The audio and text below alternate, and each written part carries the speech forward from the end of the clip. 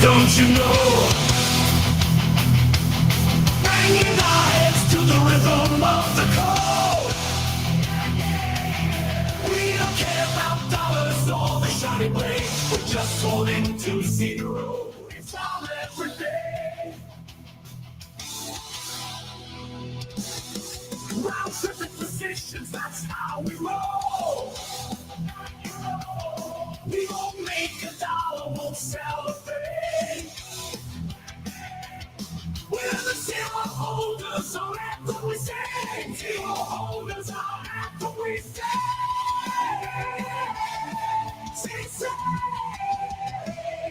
Zero holders, we're the kings of the sea.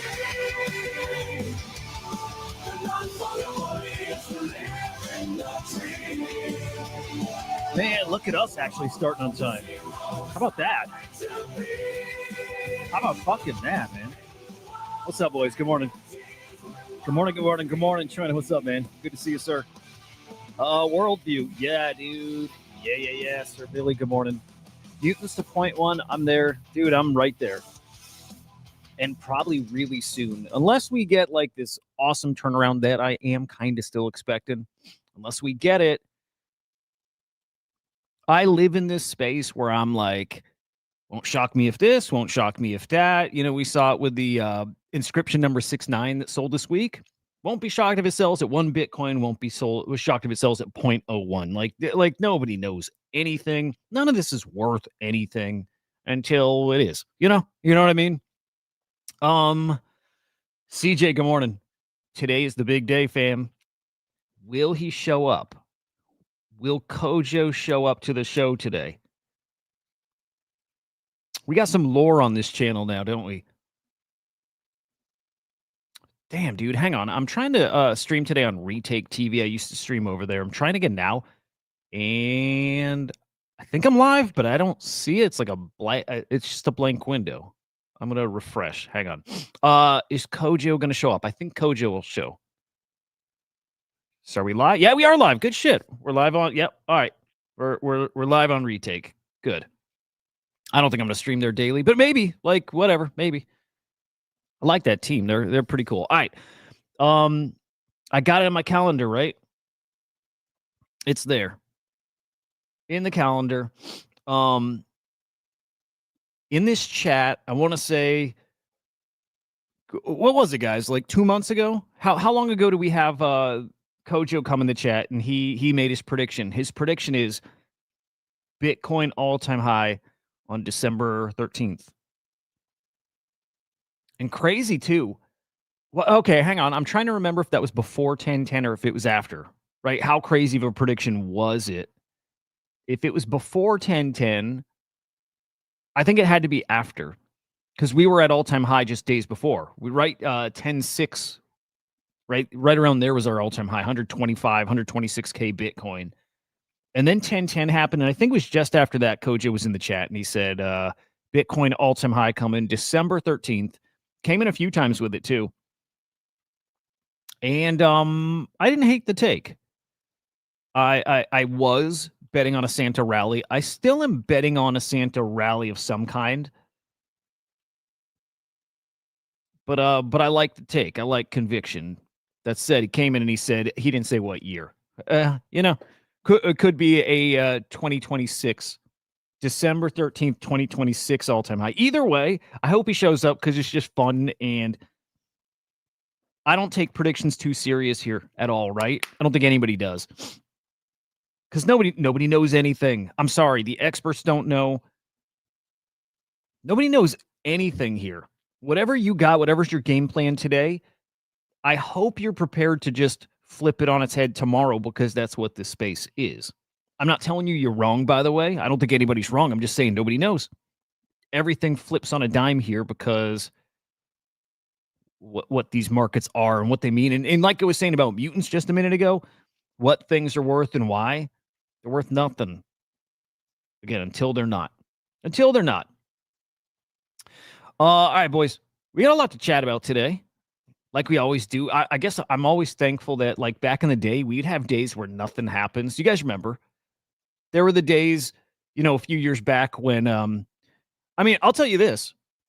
I'll tell you this. Onion knows. He knows the game. That's it. I love that. You got a game plan at least. I love that.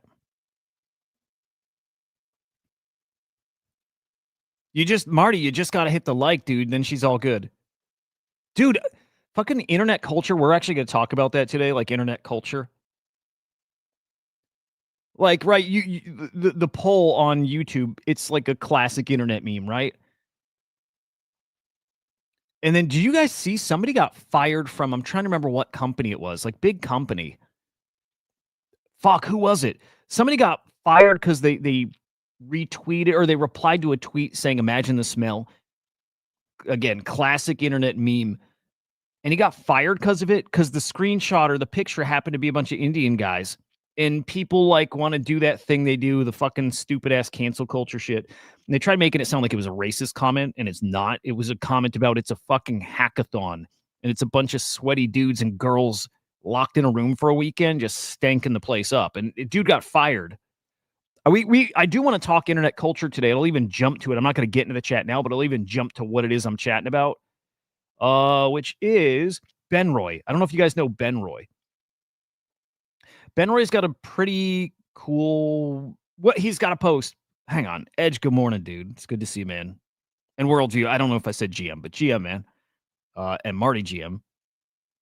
So he's got a post on internet addiction, and I just look at it and I laugh, dude. I laugh. Like it's not that deep, dude. It's not that deep. It's look. This is a like good write up. It's a good write up. It's like fair points, but I'll tell you, dude, I think a lot of people here are tourists. And I don't mean like a tourist to crypto. I just mean like there's people who, like, since COVID found online a different way, like a new relationship with being online. Because we were online a lot. COVID hits, you're stuck at home, you're kind of online all fucking day, right? But for a lot of people, and I'm assuming Ben Roy, who in this article says he grew up on the internet, I don't think he grew up on the internet. I think he grew up with the internet, but there's a difference between people who became full-time, like plugged into the online scene because of COVID. And I mean full-time. I mean, you wake up, you're online, and your day revolves around your computer. There's people who started doing that then, and there's people who have been doing that forever. Growing up on the internet doesn't mean you are doing that forever. And I think some of you guys, and I am talking about me, have grown up actually living online. This is not new. What you're doing now isn't new. 24/7, like you're online, whatever is your thing. I'm sorry. Maybe it's fucking awful to be doing and it's cringe. And maybe it's not a good thing, but it is a thing. And seeing people like talk about, I guess, the mental health side of it and the addiction and what, again, that's a tourist. And that's fine, by the way. Get unplugged. You may not be cut out for this.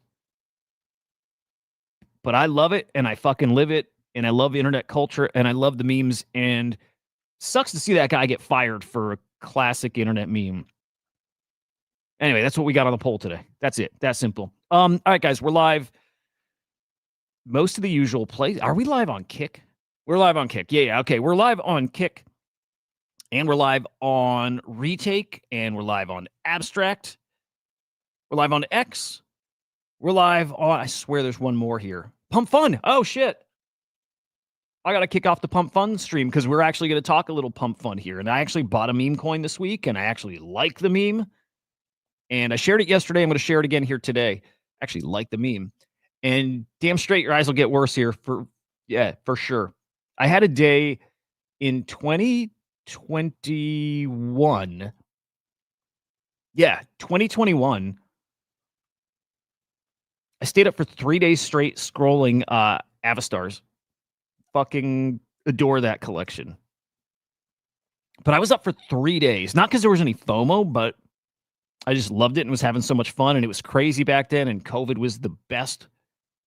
And dude, I couldn't see straight by the end of it. And there was a stretch because it was like I said, I live online and always have since I was 15 or whatever. It's been like 30 years of this, basically, right? Fuck, what was I saying, man? Oh, yeah. It does fuck with your eyes. And it like I was on so much at that point.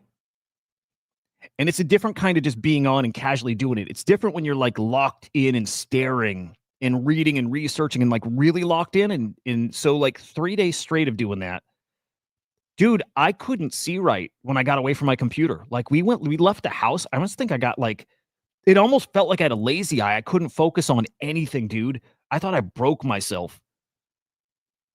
I thought I actually broke myself because of it. It's fucking crazy. And man, I love it. All right, hang on. Get the pump fund side going. Holy shit, our market cap is down to 3,000. Can you believe the HUDAH token got to, was it 300K? How high did this get? 300K, 250K, something like that. Was crazy. That was crazy. I still like CCM. I still think there's something there. And I think the biggest problem is still token supply. Man. Okay. I'll go back to the internet thing, by the way, because I have more thoughts on it. I have a lot of articles we're talking about today. Zeneca's got an article about easy mode and crypto's over. And I also think that's like a super normie take. And I think it's kind of a stupid take. And he's comparing it. Actually, I like the comparison. I think he's wrong, but he's comparing it to crypto. To gambling. And saying when gambling online, like casinos and gambling started popping off, you had an edge because it was so new and people could find ways to game the games. Easy mode. They had easy mode in online gambling. And those days are gone. And it's true. And that's where he made his money. But he's saying that's what's happening to crypto now. Easy mode's over. And just like online poker, I think that was really it, online poker. He's saying just like that, it's never coming back. And he's wrong. He's wrong. It's I get how he finds like the parallel, but it's not right.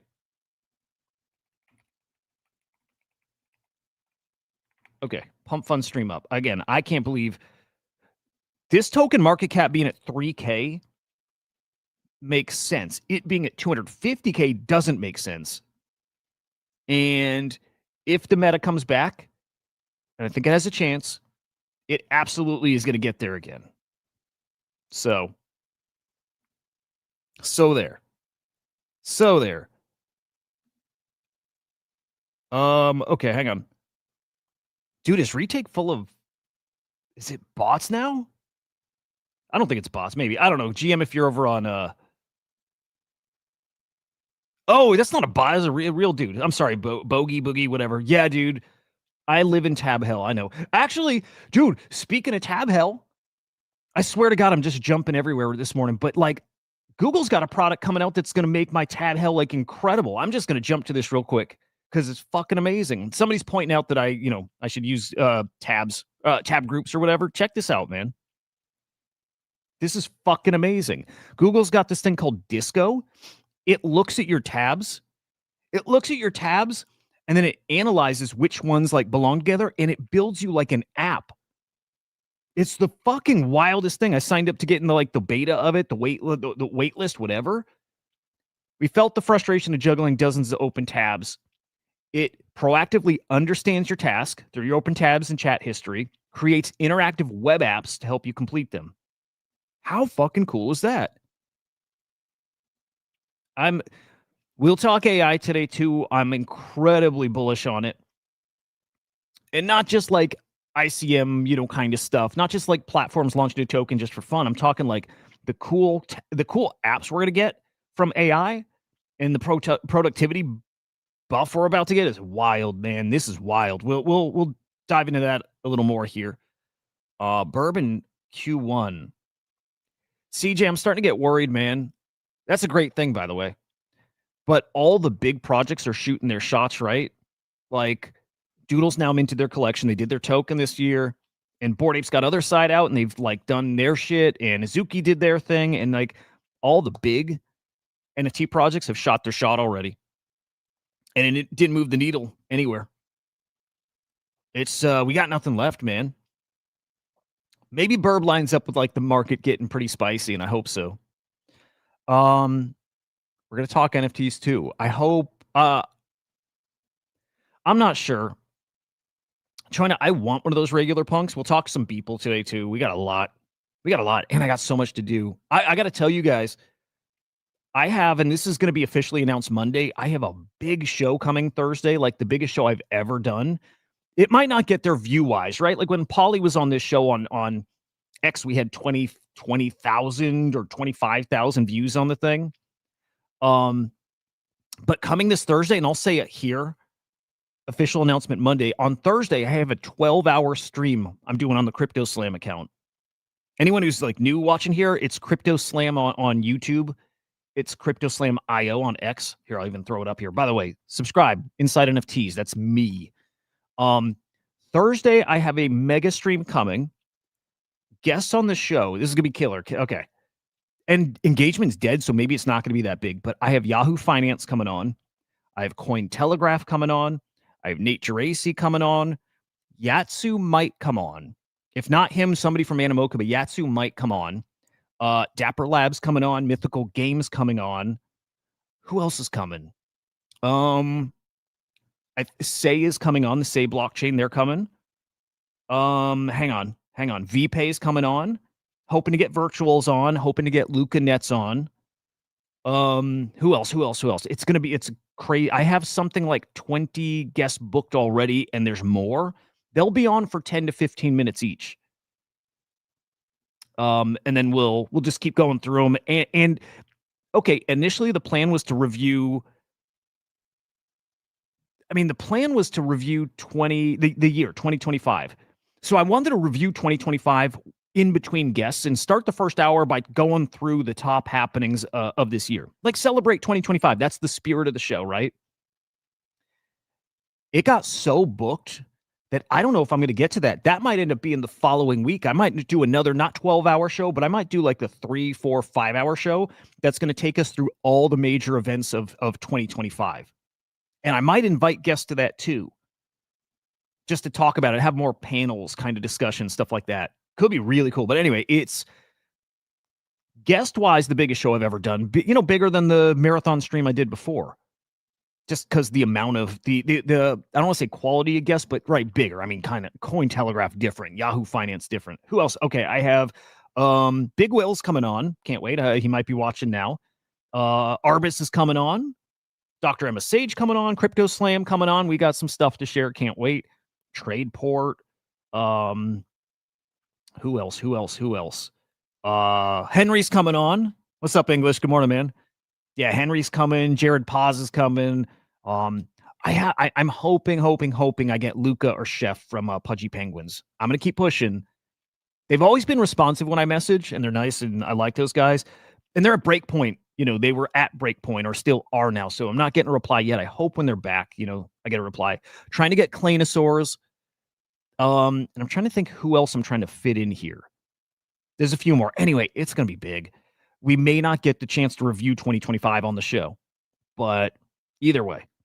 And I'll tell you the coolest thing. We'll move on in a sec. The coolest thing is we got a stretch during that show that's all those big hitters like right in a row. Mythical Games, Yahoo Finance, Cointelegraph, Animoca, Crypto Slam, Nate Geraci, Dapper Labs, Say, all right in a row, right in the middle of the thing. And Choina, by the way, I'll make it easy for you too. Probably not by Friday, but over the course of the next week, I'm going to split up the little interviews. I'm just going to chop out those 10, 15-minute sections, and I'll get them tweeted out. So, look, has the chance to get tons of views, and also X is fucking dead. It's so dead. It's so dead. So I told the team, I'm like, the show is going to be amazing, but I'm not putting the pressure on of this is going to be the most viewed stream we've ever done. I'm not putting that pressure on because I just think it's so dead. It's possible that doesn't happen.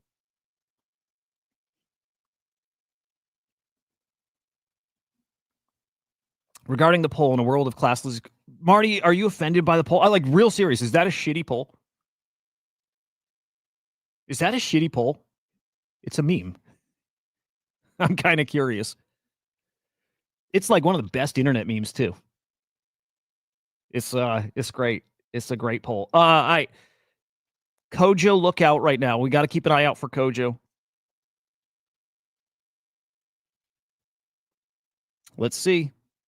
All right, reports out there. Reports that the founder, Marty, are you familiar with the meme? Like, Marty, you've heard that before, right? The meme is fucking amazing. Well, first off, you're in like a deep online dude. I imagine you've seen it.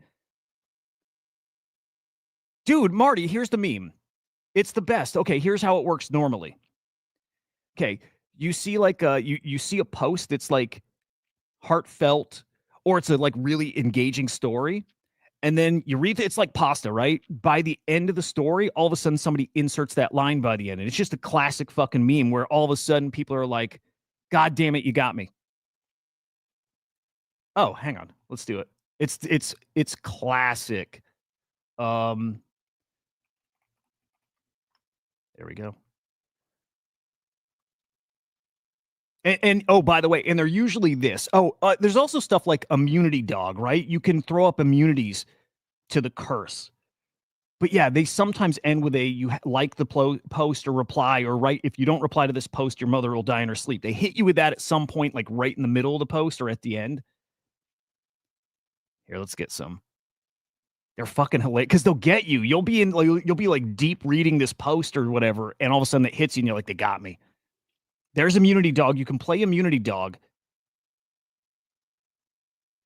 It's amazing, Marty. It is. Yeah. So you could throw up an immunity dog and you're all set.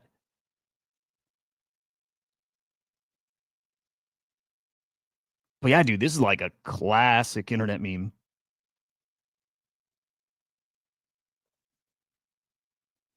But yeah, you gotta usually bury it.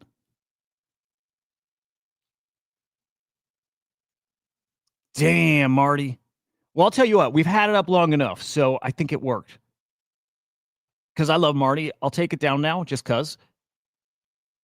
But it worked. I like it. Whatever. Funny enough, dude, because like I'm what's like the word? I'm a pretty sensitive guy. Actually wrestled with putting it up, and then I'm like, come on, dude, just put it up. It's a fucking meme. But I actually wrestled with it. I'm like, I don't like putting out like even like as jokey shit. In private, anything goes. Like, I mean, guys, fucking anything. Like, you have no idea. If Henry knows, anything goes. But like, I'm not a bad vibes guy. Anyway, it worked. We can change it now. Hang on.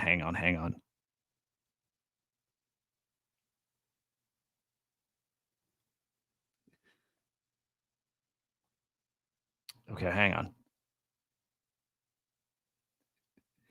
I'll find you. Well, not that it matters anymore. It's not even important. But Marty, it's like, again, like deep internet lore, classic meme used all over the place. And I think it's one of the funniest out there. But again, it served its purpose already. All right, we're going to replace it, though. So now you got to deal with the poll twice. That's the best time it catches you off guard, Marty. Hang on. Now we'll just replace it. Now you get double poll.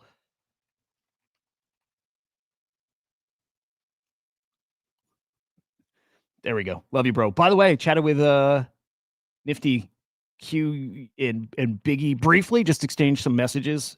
I miss those boys, dude. I miss those boys. Does Nick Fuentes have good memes? Okay, this is everywhere in the past day. Rumors that Alon, PumpFun creator, is dead. Wow, sticking on the fucking death topic, huh? PumpFun confirms senior team member Alon has passed away following an asthma attack. Can you die from an asthma attack? I didn't know that. Maybe you can. Yeah, you probably can. You probably can. This has made the rounds like so much that like my brother messaged me. He said, "Dude, is that real? Did he really die?" And I'm like, "Dude, I'm pretty sure no. I'm pretty sure no." But I'm doing digging and I'm looking around. And in the end, I am pretty sure that man is alive. I'm pretty sure. In fact, then I start wondering, because Alana's a memer too, right? So I start wondering because he's actually disappeared. He's hang on, we'll pull him up. He's been gone for a month. He's been gone. His last post was, well, he retweeted something November 8th. So that's the last time he was even active. Nothing though. He's had no posts. November 5th was his last post. and then completely gone from Twitter for the past 5 weeks. That's probably very real. That's probably really real.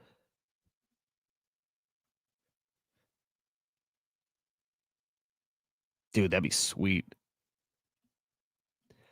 I think Alon is alive, and I wonder if even like he's a pretty smart dude. I wonder if he even started the rumor, because I wonder if Alon is about to come back here. And look, everybody's waiting for the pump airdrop, dude. Everybody's still waiting for that thing. And at some point it happens, and I know some people are starting to say it's never going to happen, and this was like the ultimate rug, but I don't know, man. I'm pretty sure it's coming. Does anybody think the pump token airdrop is not coming?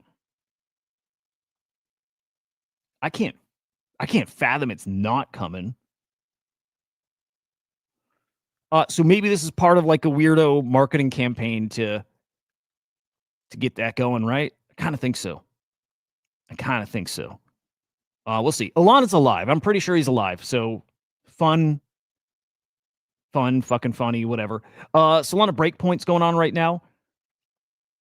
Some major things coming from it. Number one, all Solana tokens are now tradable on Coinbase. All of them. Every single one. And we have a big Coinbase event coming up this week on the 17th. They're going to announce their tokenized stocks, right? So you'll be able to trade tokenized stocks on Coinbase. They're going to announce their prediction market platform. There's a lot coming from Coinbase. Good stuff. We maybe get a little update on the base token too. Not betting on it, but it'd be a good spot to like dangle a little something, right? Today's the last day of it, by the way. Actually, they might be. I'm going to peek. They might be live streaming it still right now. No, maybe not. Maybe maybe it is over, huh? Oh, well. Oh, there's Spencer. Like you guys were just saying in the chat, Burb token coming Q1. So this was, probably within the past few hours. It might be wrapped up by now, right? Yeah, I don't see them streaming, so I think it's over. They streamed the whole thing. Yeah, it's over. I think it's over. Conferences, whatever, like around it still going on, parties, all that shit. Yeah, it's over. Yeah, dude. Yeah. Yeah, Ripple on Solana was a thing, but Solana's special, dude. Solana's like a monster. What if Solana's like incredibly cheap right here too? What if? Not that it's cheap, but you know what I'm saying? Like Solana's a monster. I don't understand Solana tokenomics though. It's the thing that's kept me from like doing anything crazy on it, but real cool. There was a project that came up here and they were talking about laying some fiber cables that are dedicated to just Solana, which I thought was super freaking cool. But I asked Grok for, did I close that tab? I asked Grok for the, there we go, top announcements from Breakpoint. Fire Dancer officially live. This has been in the works for years. This is it's a different validator. So apparently the validator client used before, there was kind of like one option, right? There was like one option for like to use to run a validator on Solana. Now there's Fire Dancer, and it's supposedly like way faster than the other version. So yeah, network got a big old buff. Jupiter had some announcements here. I don't know what. Oh, a stable coin. They announced a stable coin, Jupe USD. We got Wrapped XRP. Yep. Phantom integrates prediction markets. Yeah, right. So right in the Phantom wallet, you'll see prediction market stuff. That's Kalshi, that's their partner. New token standards. What was there? A CSPL, something like that. I think it's kind of like a privacy. It's a privacy kind of token standard, which is kind of cool. And then I think some other standards too.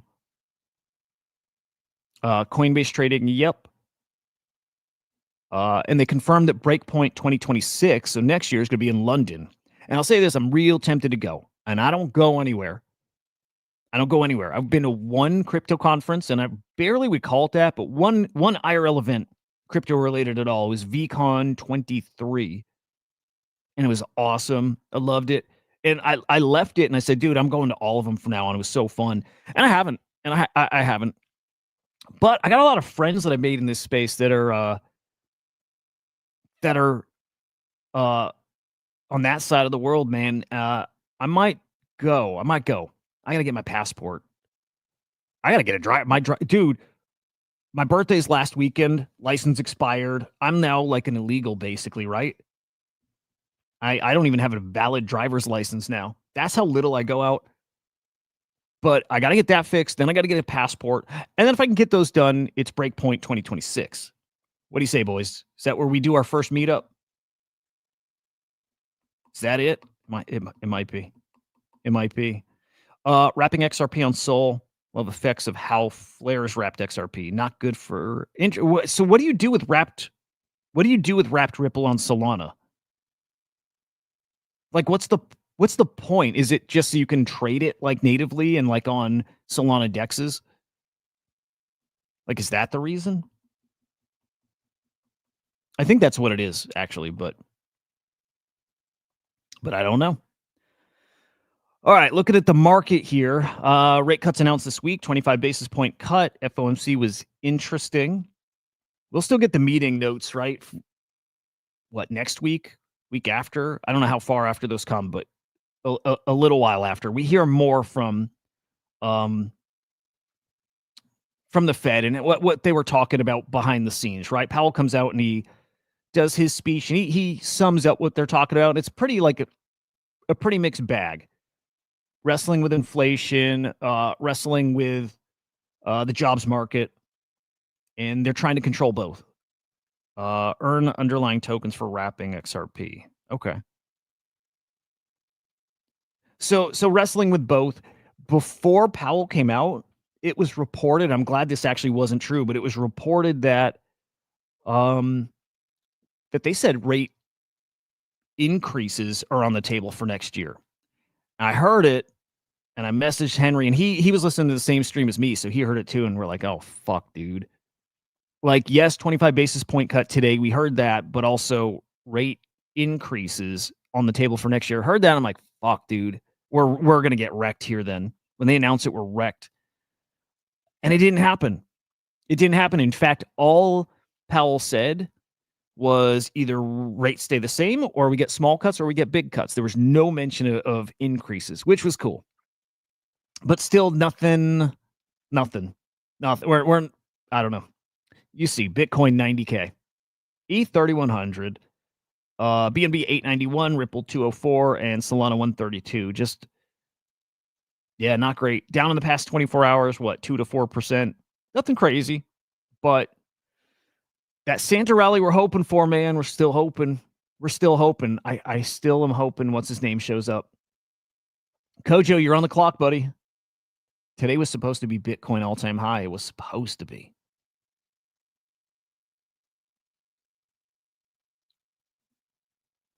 I don't know. Over on Abstract, good morning, dude.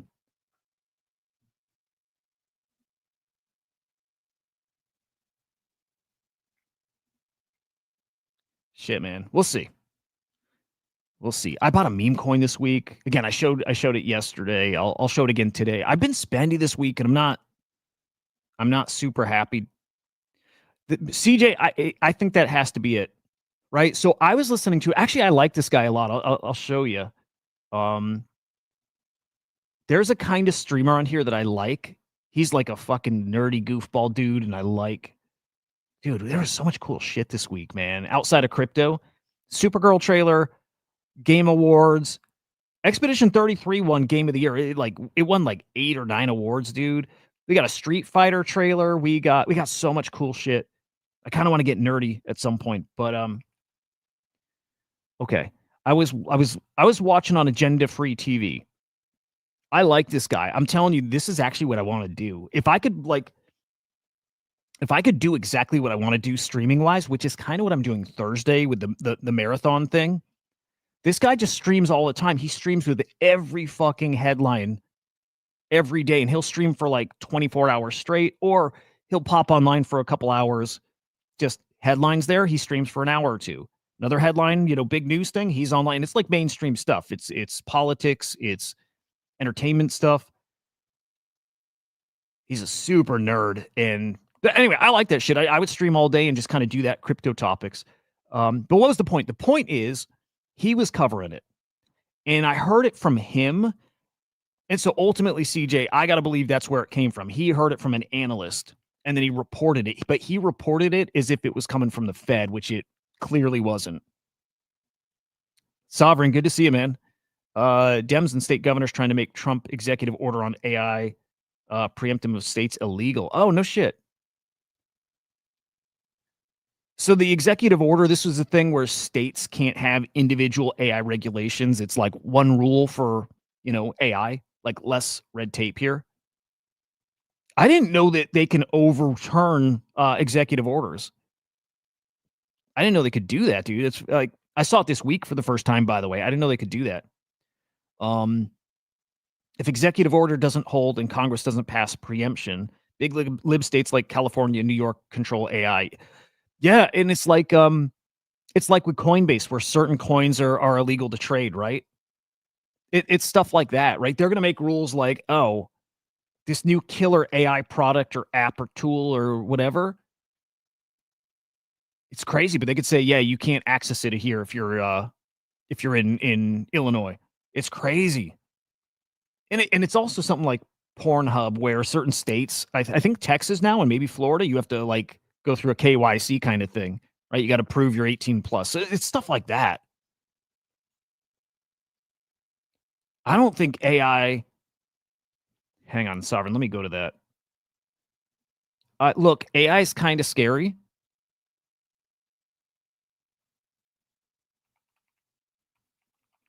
AI is scary, and I get why people want to like. Oh, hang on. G-Boy launched this morning. Holy shit. We might jump to that real quick. But let's finish up the AI thing. Look, I get the being super careful with AI, and I get it. Like I get it, but also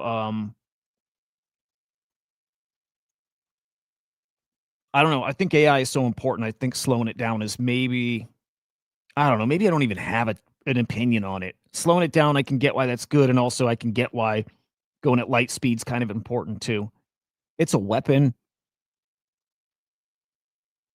Trump's new executive order tries to eliminate state AI laws, and I used to be, and maybe still am, but maybe not. But used to be hardcore like states' rights. The end, like very libertarian, and I think some of that's immature, and also some of a lot of it's not. But I used to be very that side, and now I just think it might be outdated. I don't know if it works with how quick in the information age. I just don't know if that works anymore. Like borders are kind of arbitrary now. Protecting Americans, dude. This is stupid to me. If you're worried about protecting Americans from harmful deep fakes and scams and online exploitation and all that, I get it. That is a big problem. It's a huge fucking problem. Also, the fix isn't this. The fix isn't slowing it down. The fix isn't banning it. The fix is building even faster because the solutions to all that stuff, the fake news thing, the deep fakes, all that, the fix is also AI, and it's actually blockchain. Like I listen to debates about AI and exactly this topic, how like dangerous it is, and it is. I'm not saying it's not. It definitely is. It's a very, very legit concern. But I'm like, dude, do they? I don't think they realize AI is the solution to it. An AI that has got the reputation where you trust it and you can trust that it's not biased, because that'll happen at some point as much as possible. We'll have an AI that's like a source of truth. We will get to that point. We're like probably like almost unanimously, we're like, okay, yeah, that's the one we check.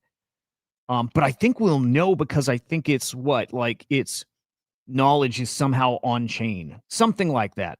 I don't know exactly what, but something like that. I do think the solution for this is a hybrid. It's an AI, but that's on chain somehow.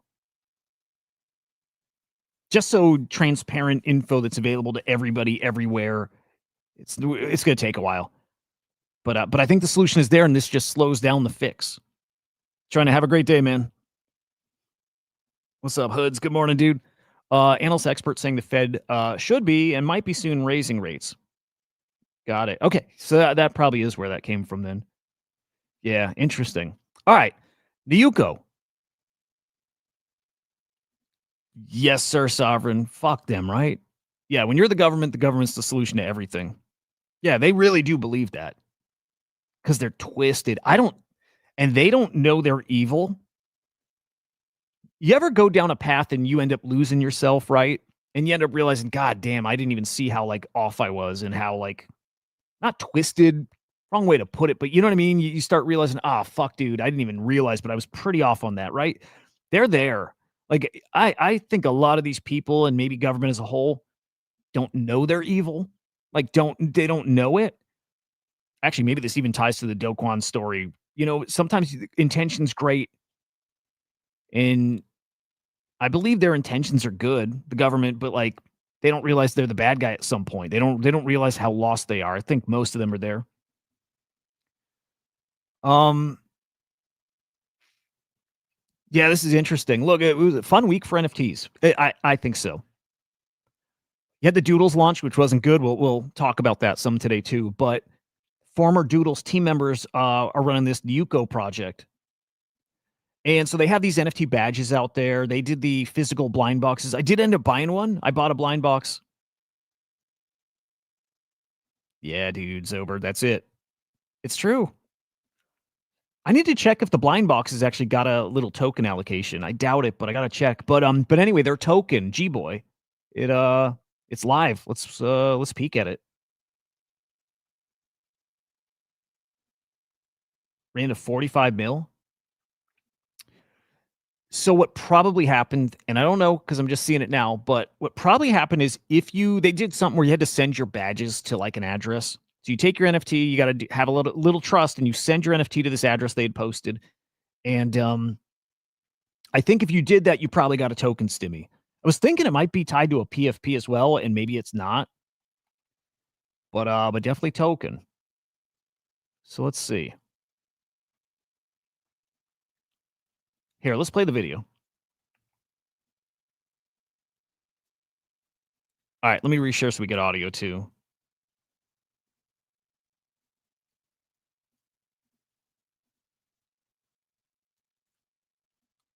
Okay. Let me know because I've been experimenting with audio levels. Let me know if audio is too loud or too quiet, or if you don't hear it at all. I think you'll hear it though.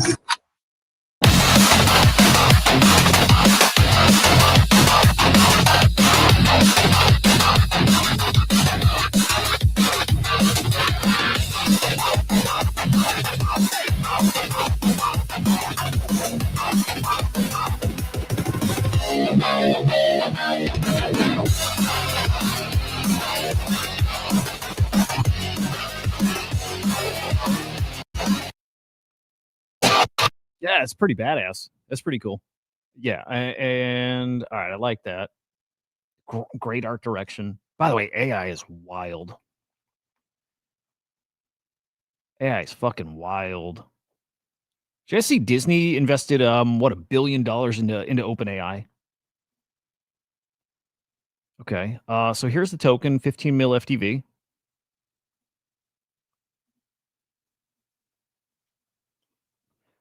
Yeah, let me check if I got a little. Like maybe the blind box equaled little token stimmy. I doubt it. I'm thinking it's only if you got the badge. Yeah, it doesn't look like I got any. Well, tell you what. Let's go to Jupiter. Let's see.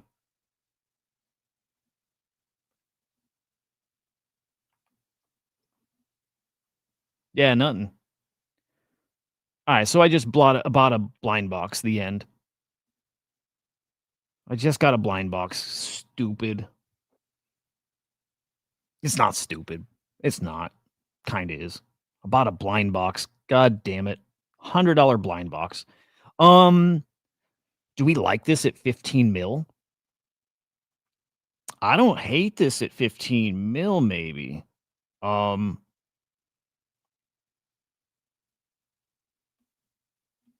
I don't know. I don't know. You know what? So I don't know. So I'm not going to gamble on it. But I don't. Yeah, I don't think this is stupid at 15 mil. I don't know if there's a ton of upside. Actually, man, shit. I think token like this could live around 25, 30 mil.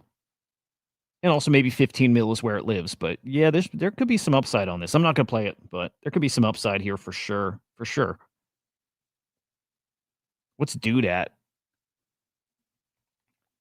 I kind of look at them as competitors, to be honest. Doodles and Nyoko now. Like Nyoko's former team and great connections and whatever. And in a way, it's feeling like they're fighting for like the soul of Solana. In a way, like not really. I don't think anybody cares, but also maybe. Um, man, so really, blind boxes don't get shit, huh?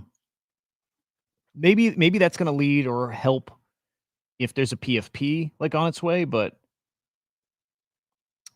seems no. Here, let's ask Grok if the badge holders, people who sent in those badges, got a token drop. Let's see. Did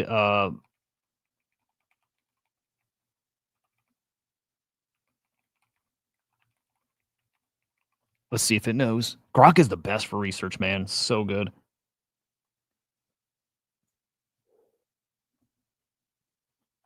Yeah, holders of G-Boy badge NFTs were eligible for a G-Boy claim. Okay.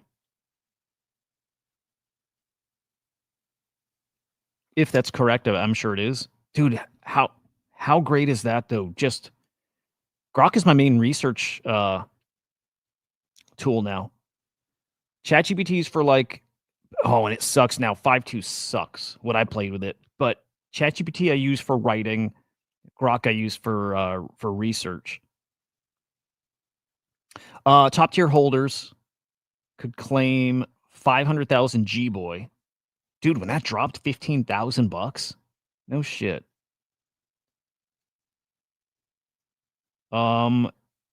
Okay, blind box figures were speculated for future seasons, but not the initial season 1 airdrop, which was badge gated. Okay, so maybe more airdrops coming, and the blind box might equal token stibby. All right, that's fine. I don't hate that. Okay, we'll keep an eye on that one. I did buy a Doodles blind box this week. One of my kind of dumb purchases. Real quick, just some final thoughts and comments on the market. Oh, by the way, over on retake, PumpFun Founder dead. No, I'm like, there's nothing official, but it's just shit posts. I don't think he's dead. Like, real sure he's not dead. Who's Sami Zayn? Hang on. Somebody said I kind of look like Sami Zayn. Let's see. Let's see. Hey, all right, I kind of see it. Yeah.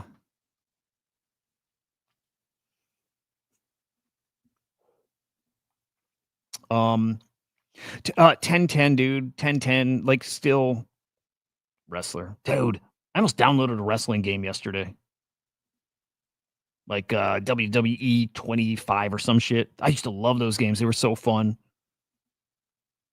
Those games were awesome. Dude, I got that new Terminator game. That game is badass. I'm in a bad place.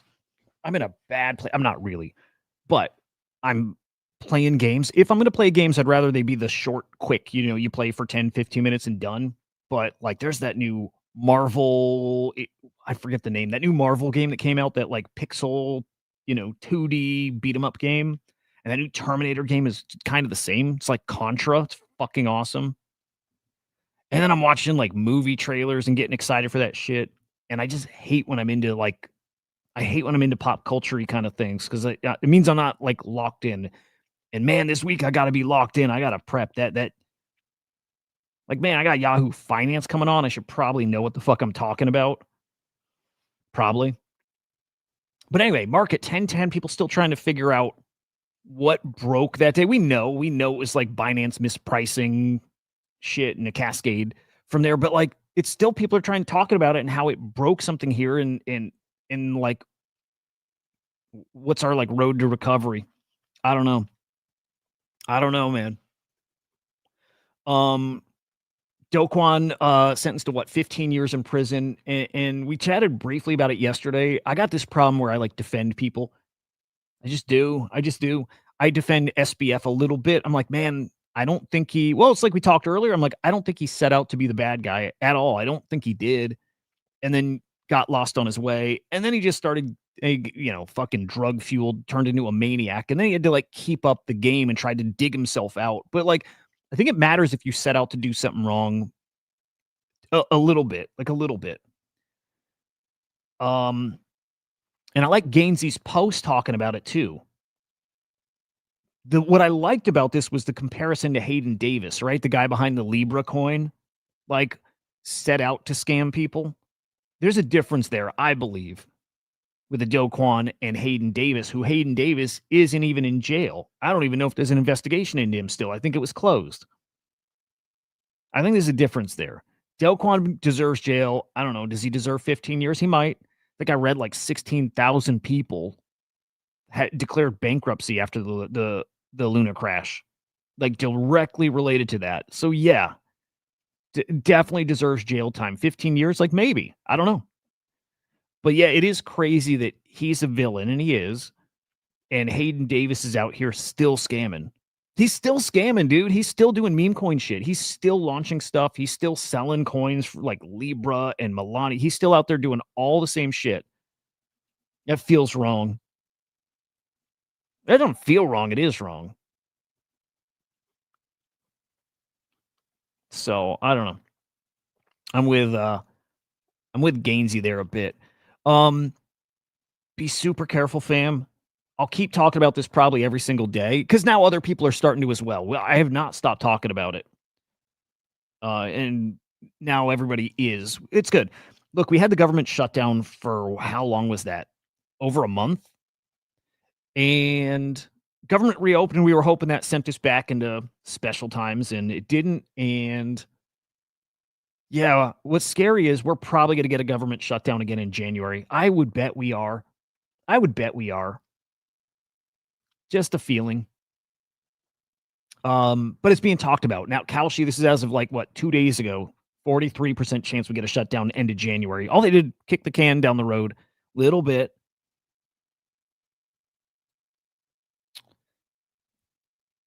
Man, Henderson, it's such a cool ass game. I think most of it's from like Terminator 2. It's fucking cool. Oh, and by the way, I've never watched Terminator. And like I'm an 80s kid, but I never watched it. But the game's fucking amazing. I've never seen Terminator, any of them. I've probably seen 10 minutes of Terminator, like across all of them. And now, because I'm like older, I don't like looking at dated stuff. Actually stuff I've watched that I know the dating stuff is like charming, right? It adds to it. But if I don't know it, it's like super off-putting. So like I'm not even interested. Actually, I'm not interested in watching Terminator now, but because of the game, all of a sudden I probably am. Like the game's badass. I'll show some footage. Actually, fuck it. Hang on.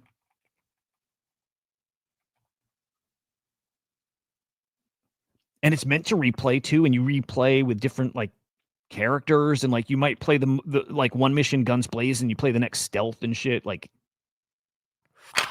hello there, lovely people. It's Alex from Nintendo Life here, and today we're reviewing for you. Hang on, I'm gonna mute him just so you see the footage. It's literally Contra. Awesome pixel art too. Contra, but like really good controls. There's like cover systems, and so yeah, like cover systems. And hang on. Cool weapon shit, melee stuff, guns, throwing bombs, like It's really cool. Oh, he's only showing like the first level.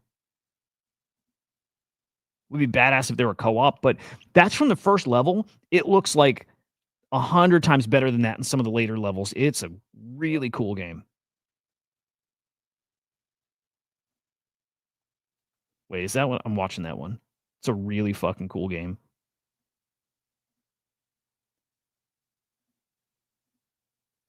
It's got like driving missions too. Oh, there we go. There's one. The art looks like 20 times better than that, like in person on your screen. Just does like more vibrant and like it's super detailed, but the pixel art's like crazy. And you play as all different characters, and they each have their own like kind of weapons and move sets and all that stuff. What's up, Justin? Good to see you, man. We are old. I am fucking 45 now, dude. It's weird. It's a weird ass thing, dude. When I turned 40, it like lit a fire under my ass. And it still has. I'm like, dude, you got like 15 years to get it and get it hard. You know what I mean? Like get after it. Like, fuck, dude. Lit a fire under my ass. It's not the same now. Like, I'm not worried about it. I'm not like, I wasn't stressed about it, but it was wicked motivating. I'm not there now. I'm motivated enough, but I'm like, dude, I'm good. I'm good. Okay. Government shutdown. Watch out for that. Watch out for tariffs being ruled illegal. It's gonna happen. It's gonna happen. Dude, it is for sure. Those are the things hanging over the market right now that I think are gonna fucking suck. Goal next year, they want 2% inflation. What are we at now, CJ? Are we at 3.25? Or 3.1? I'm trying to think where we're at. And I'm also trying to think what our rates are at now. Maybe the rates are at 3.25. I don't remember. Whatever. It's kind of, I think that's where we're at. Powell said he thinks the tariff like price increases is a one-time thing. It washes over, right? People will start sourcing their goods, materials from other places that are not tariffed, are not taxed. So prices will start coming down. That's their belief. It's why they're not aggressively making any changes right now, right? 2.8%. Okay. It's interesting because they'll say inflation's going down, but it's like there's pockets where it most certainly is, and other parts where it's going up because of tariffs, and it's just it's weird. It's pretty messy. Trump released officially the Trump gold cards. I'm really curious about that. I think it's ridiculous. And I also think ridiculous can be cool, and I kind of think this is cool, but it's ridiculous. That's the measure the Fed mostly looks at, so not crazy far from target. Now, Trump wants to see us under 1%, which, again, ridiculous. Also cool, which is fucking ridiculous. Like, man, ridiculous. The gold card. Let's go buy one. Do I have to KYC for this? Government, by the way, sweeping the floor. They're buying T-bills, $40 billion worth this month. And I don't know how long they continue that. I don't think they've said. The Trump gold card, it's like you spend like $1 million, and some of them I think are cost way more, but you spend $1 million, it's like a fast track to, I think, even living in the States. Trump gold card costs $1 million, get U.S. residency. Yeah, it gets you can become is it to become a citizen? And it's also a $15,000 fee. But it's a fast track to get over here into the States. Now, the platinum card's coming too, boys. Foreign nationals can sign up now, secure their places on the waiting list for the Trump Platinum card.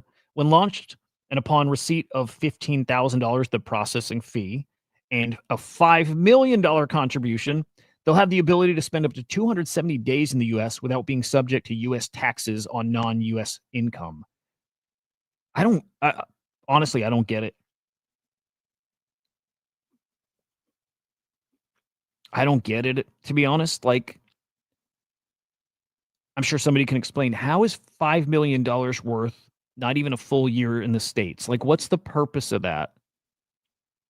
I don't understand, like, who that helps. But obviously it's helping somebody. I just don't know it. You know what I mean? I don't understand who it's for.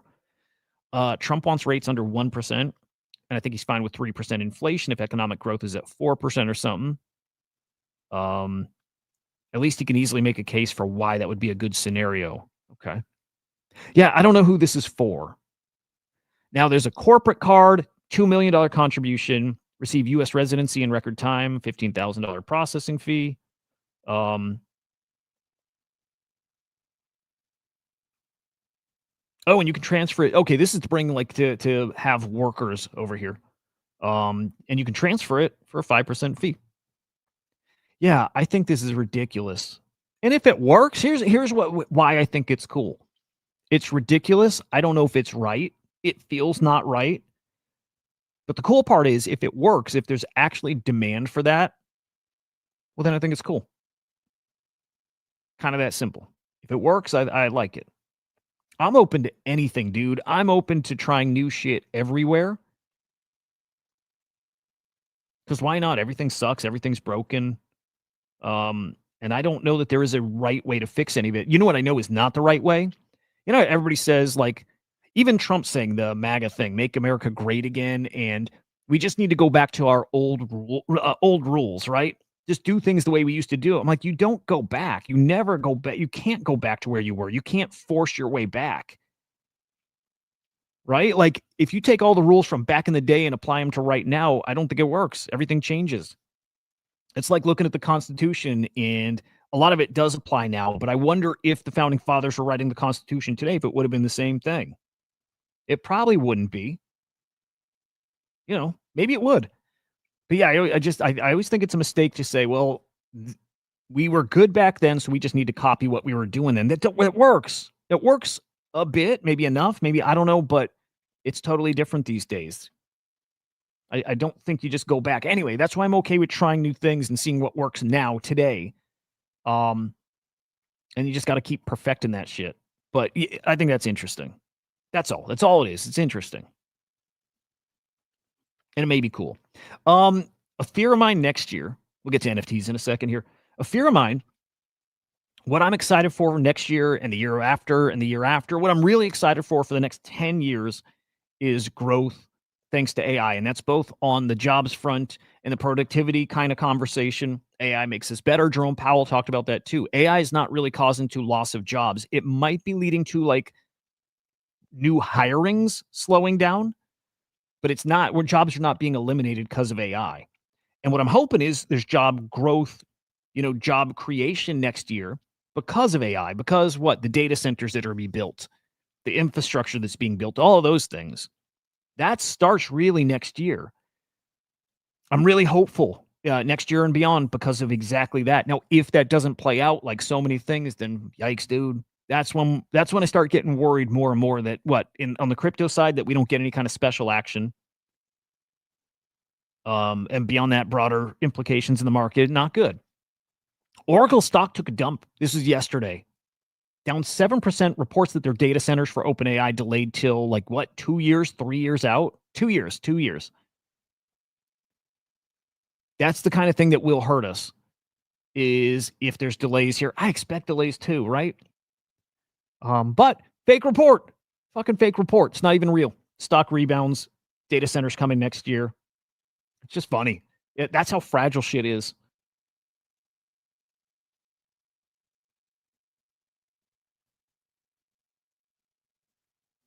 That's how fucking fragile it all is. Keeping that. I need that. I need that tweet. Trump talking about eliminating taxes on gambling. Also, I think that's risky, but cool. It's same thing as before. Seems absurd. Also seems cool. Whatever. I'm in fucking whatever mode. It seems stupid.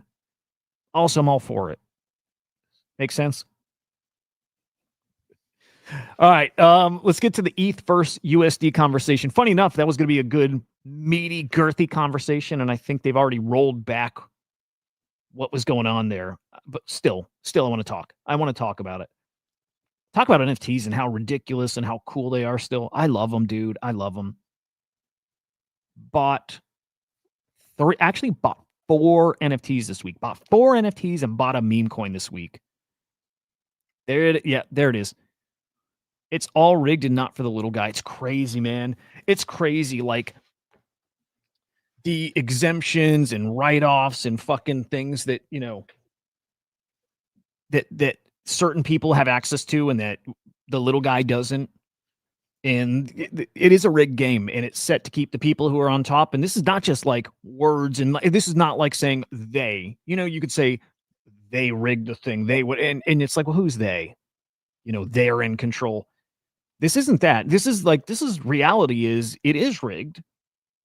The system is literally built so the people in power get the benefits, stay in power, and it's also one of those things. I don't think they realize it, but it is also where the system is rigged for somebody like me to keep doing and staying at the level I'm at in a way that somebody who is way less fortunate than me can't get to where I'm at. It's rigged at every level, and I don't know if it's by design. I don't know.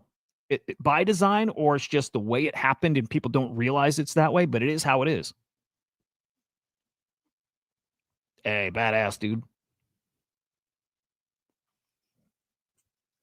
Like, I am super fucking aware that people less fortunate as me feel like and have a very hard time getting to where I'm at.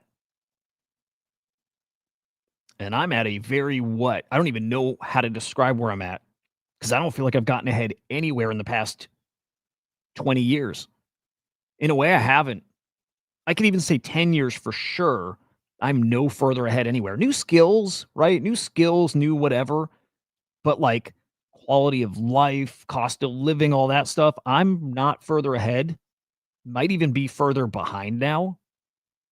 Just felt like do you guys feel the same way for the past decade or 2 decades? You are just kind of treading water. You're just at the same place. You're not making progress. It's cause the system's rigged. And by the way, I believe you can, I still believe the American dream. I think you can achieve anything. I will always believe that anybody can make it anywhere. The effort into that might be different depending on where you're starting at. Or even if the effort's the same and it's full throttle, never stop, the grind, the hustle, the work, and just got to be smart. Maybe that effort level is the same at all those levels. Maybe. I think it's different. But I do believe anybody can make it. I really do believe that. I really believe it. Anybody can make it from any starting point. Anybody can make it. Yeah. Like, yep. It is by design. And again, I still don't know if it was designed with paths to like grow, get better, or whatever, get ahead, and it just doesn't work like they thought, or I don't know. I wish I knew. But it is definitely, I like that. I like that, Zober. Land of the slave, home of the fee. Fuck, dude, I love that. That's a shirt I'd rock. How are we looking NFT sales wise? Not good. Not whatever. 8.5 mil. NFTs are. I mean, they're dying obviously, but they're really dying. I think this is the end. I do think this is kind of the end, and I also think kind of just starting. It's going to get worse. I mean, that idea that Bored Apes or top NFTs are going to be worth a few $100, that's coming. That is where we're going. Yeah, Zober, this is where I can start going with, do I believe there's like a secret society and like masters above the masters and shit? Kind of think so, dude. I kind of do. I think about it. I'm like, over the past few thousand years, could a group get in control and remain in control and manipulate and design the system so they stay there and they're very hidden and shit? I believe that. I really do think so. What's up, Musty? Good morning, man. Dude, I loved your message the other day. I even told my wife about it. I'm like, how fucking cool is that? I just think it's cool. How'd you get scammed, dude? Also, Hoods, how many tokens do you have now? And I hope you keep pushing like I think that the best way to play memes is to just create memes.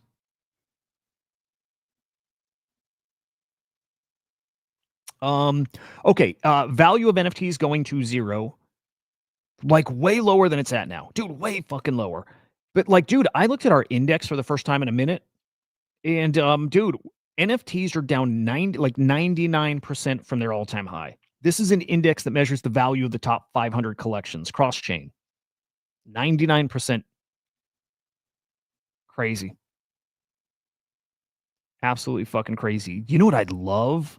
Oh, never mind. I was going to say I would love if you could set this at a different starting point. And you can. So I actually want to see from the beginning of the year till now where we're at. I think any period you pick, it's going to be down. But I do want to check. So let's go there. And then let's go. I mean, clearly we're down. Yeah, I mean, like again, Bored Apes are at all-time lows. December. Let's go 12th. Yeah. NFTs are down 67% even this year. They're just going to keep going down and down and down. Here's the thing. I can't wait to chat. Okay, drama this week. Big fucking drama. Which was OpenSea.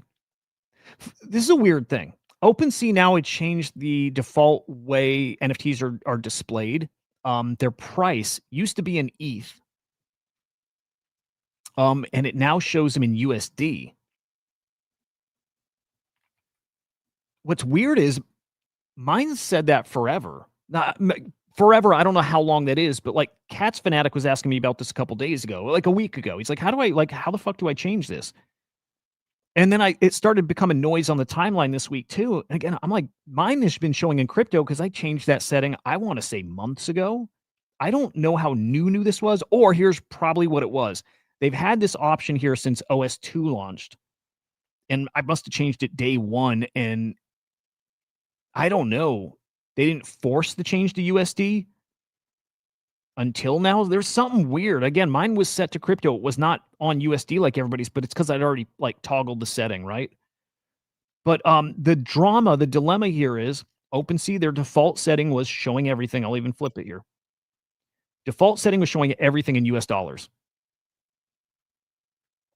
And people are losing their goddamn minds over it.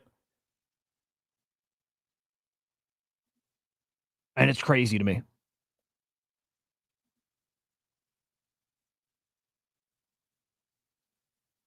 It's crazy to me. Oh, I'll come back to this. I think this is so great. Now here's the thing. It's been so loud on the timeline. Actually, I haven't seen this tweet. So many people are bitching about this and they're so loud about it that it looks like OpenSea changed it back. Here's Adam Hollander from OpenSea. Read hundreds of comments over the last 2 days. Had one-on-one conversations with many of you. We're always listening, deeply care. Shared a few days ago that we have an ambitious vision for OpenSea. The world's changing. We're going to see a new company emerge where people trade nearly everything digital. Oh, economy emerge. On-chain, major crypto, meme coins, collectibles. It will all be tradable on OpenSea. All you're at. Okay, cool. Come on, dude. Get to the point. Now we've made a mistake this week. It was actually unintentional. We never meant to override people's default settings and started showing USD to the majority of our existing users. It was our bad. It's been fixed. Funny enough, it wasn't unintentional. They defended it. It was definitely intentional because they made posts saying, hey, we're trying to reach mainstream, and the mainstream is not going to look at stuff in ETH prices. They want US dollars. So I don't think that was unintentional. I think it was wicked intentional, and I think it was a mistake, and also I don't think it matters. A mistake because normies still aren't touching an NFT when they see the prices. They see an NFT at $10,000, and they're not buying it. They see it at 3 ETH, they're still not buying it. There's no normies that are coming to this, regardless of how you display it. They're not. But what you did do is make the NFT community who is looking at this every day and might buy it, and maybe some do buy, you made them face reality, and people don't like that. You know what I mean? You know what I'm saying? You made people look at NFTs and the prices and think about how ridiculous they are and say, ooh, I don't like seeing that because that makes me want to sell it. Or I don't like seeing that because I know people are going to sell when they see how much it's worth. It's the truth. All it did is make people face reality, which is this is all way overvalued. I'm right there with Beanie with how low this stuff's going to go. I was thinking about it like this week. I bet everybody here, Zober, I've been rugged so many times on NFTs, not buying anymore. Axe. Cutie, good morning, dude. So, okay, I was thinking about it this week. I'm like, if I had an NFT that was worth, let's say $1,500. Let's say if I had a bunch that were worth $1,500, and if I see $1,500 staring at me in the face, who couldn't use $1,500 right now? Cover your Christmas, cover your mortgage, your rent, whatever. Who couldn't use $1,500 right now? It's a good amount of money, and I bet we all have NFTs that are worth $1,500. I bet we all have some that are worth, probably a little more. But when you see it, it removes some of that friction, and it starts it just registers different. You're like, fuck, dude. Click of a button, I got my rent covered.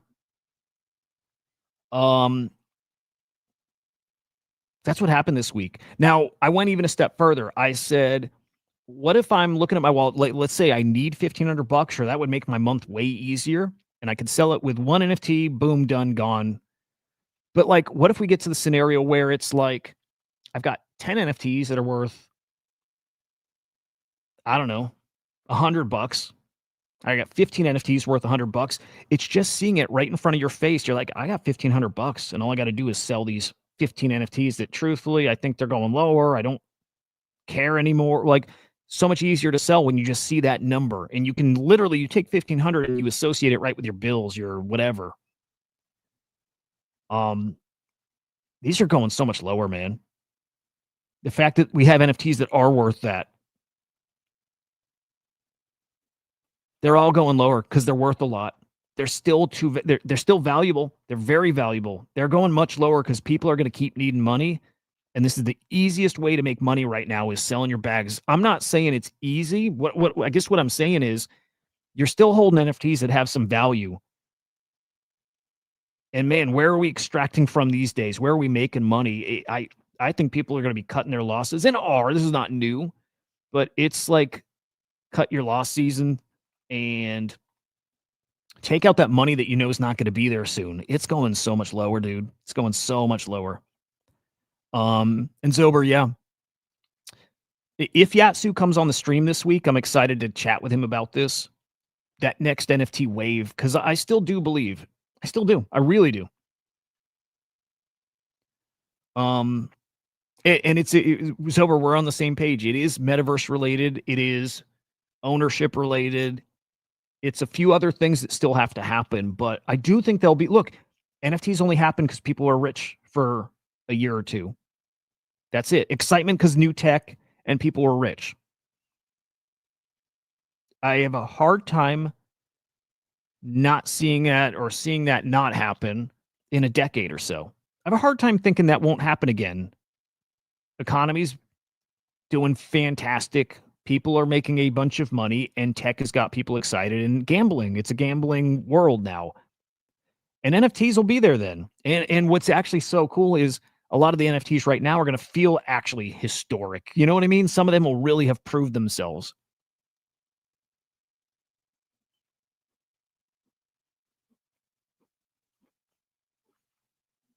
Now there's a good counter edge. I'd rather that 15 go to zero and than cash it out and give the government 30%. That's actually pretty reasonable.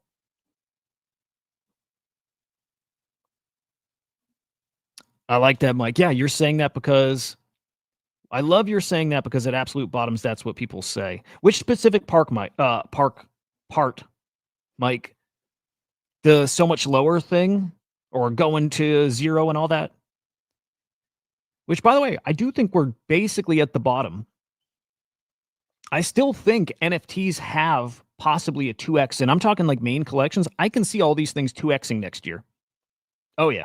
Now I believe this too. Same time, I think these all can 2x in the next year. And I do think we'll get a bear market again. And in the long run, I do believe most of these NFTs, most of them, and I'll go US dollars, I believe most of these will be like $100, a few $100. And I'm talking like top collections. I think a few $100, and top ones, couple thousand. Truth is, we're almost there now. Like, I could picture Moonbirds where they're at now, that being kind of what like top collections are. Punks, I still think different. Punk's, I think, very, very different. Although I can see Punk's at like 20 grand. But like Bored Apes at 4 grand, I can totally see it as top dog NFT, and that's where it's at. Pudgy's, at 5 grandish, maybe. I could also see Pudgy staying around here. I could. Mutant's going way lower. But I always pictured these more like trading cards. Just like, right. I always looked at these like collectible cards. And in the long run, they're valued like that. Now here's the thing. Kind of like we talk about with the market and the Trump tariffs, like crushed our potential. And I think when NFTs were in price discovery at the end of the bear market, I was surprised how quick we rebounded, right? And I don't think we found the real bottom. Point there is, while I think most of the collections will live in the few $100 range, and some of the best ones, few $1,000s, if we keep getting news and cool things happen in the market that keeps it inflated, well, then it doesn't play out that way. Then they do fantastic.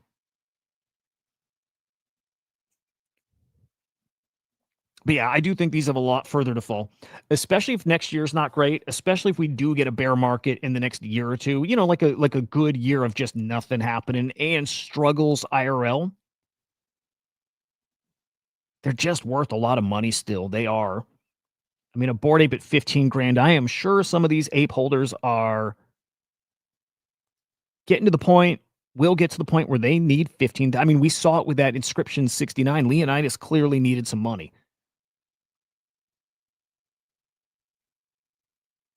Mutants are crazy, by the way. 0.63. I think Mutants down to what?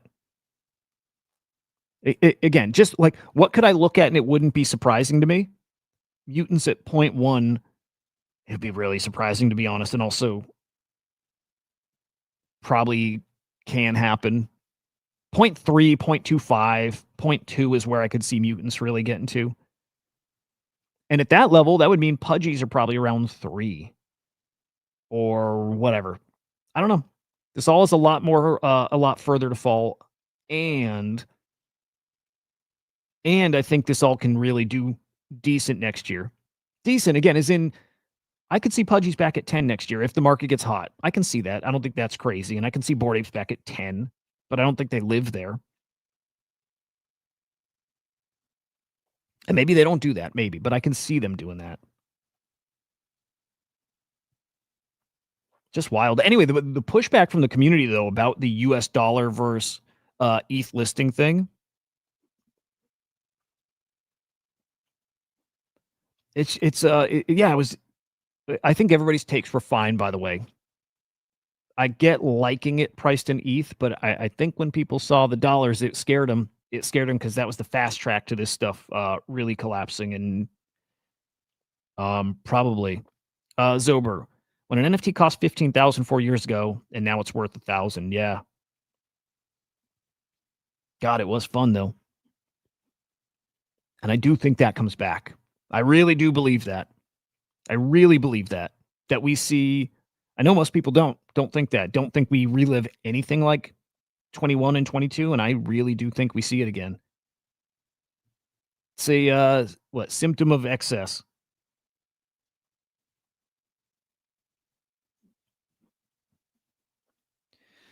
So that's a good point, Mice. Like, we need that moment that gets people, back here, interested. And they need to have money to do something here too.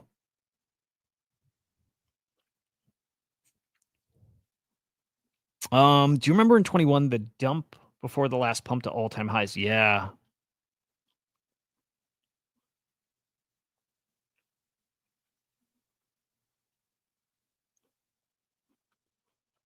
Here, let's look at that. These fucking flies in my house are disgusting. Yeah, I remember this. And funny enough, right here was when everything changed for NFTs, got crazy. Right here, like right about here, July, was when Mike Tyson, I still remember it was a moment. Mike Tyson changed his PFP to a cool cat. And then NFTs exploded. was the coolest fucking thing. But yeah.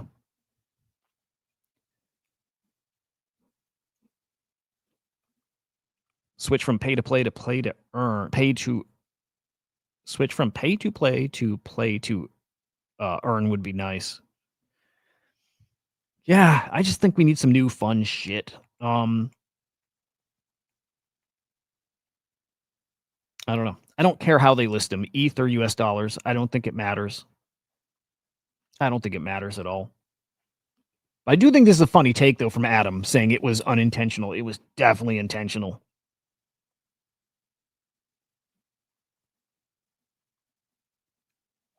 Like 1,000%. Funny shit.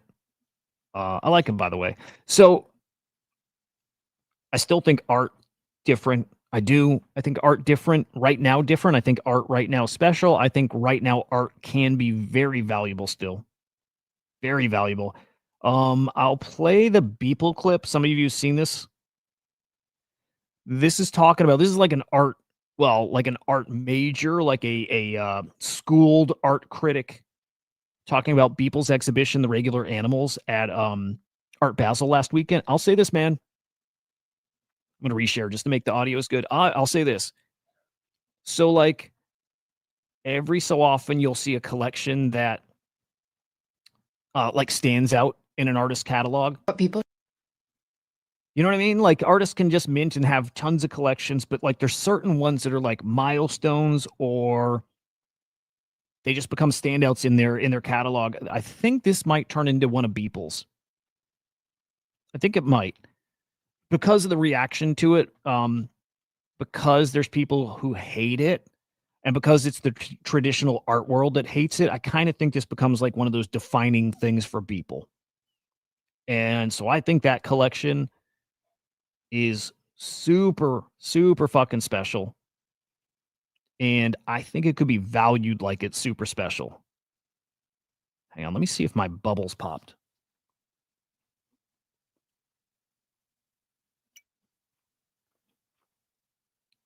I'll show these after too, but a couple NFTs I bought this week. I bought art this week. I actually bought this vlog. I kind of regret it. I spent, fuck man, I think I spent 0.3 on that fucker. Stupid. Very stupid. But I want to see if my bubble's around, or if I got popped. I still got my bubbles. I also bought this piece. I'll show this after. I think that one's pretty cool too. But art I think is special. I was really going here to see Regular Animals. And a reminder, there's going to be an online contest. People's giving away 10 of those NFTs. So must be ready for that.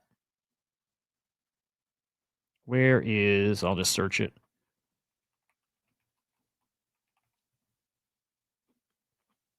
Dude, these are under 5 ETH. Get out. Dude, only 189 have been claimed. What's up, KMA? Okay, there's still 50 of these left to be claimed. So supply is going to go up, meaning more get listed. Did one of those just sell? Right? I think right now. No? What? That was, maybe it got unlisted? Rhinotic bot? Yeah, dude, I got to tell you, man.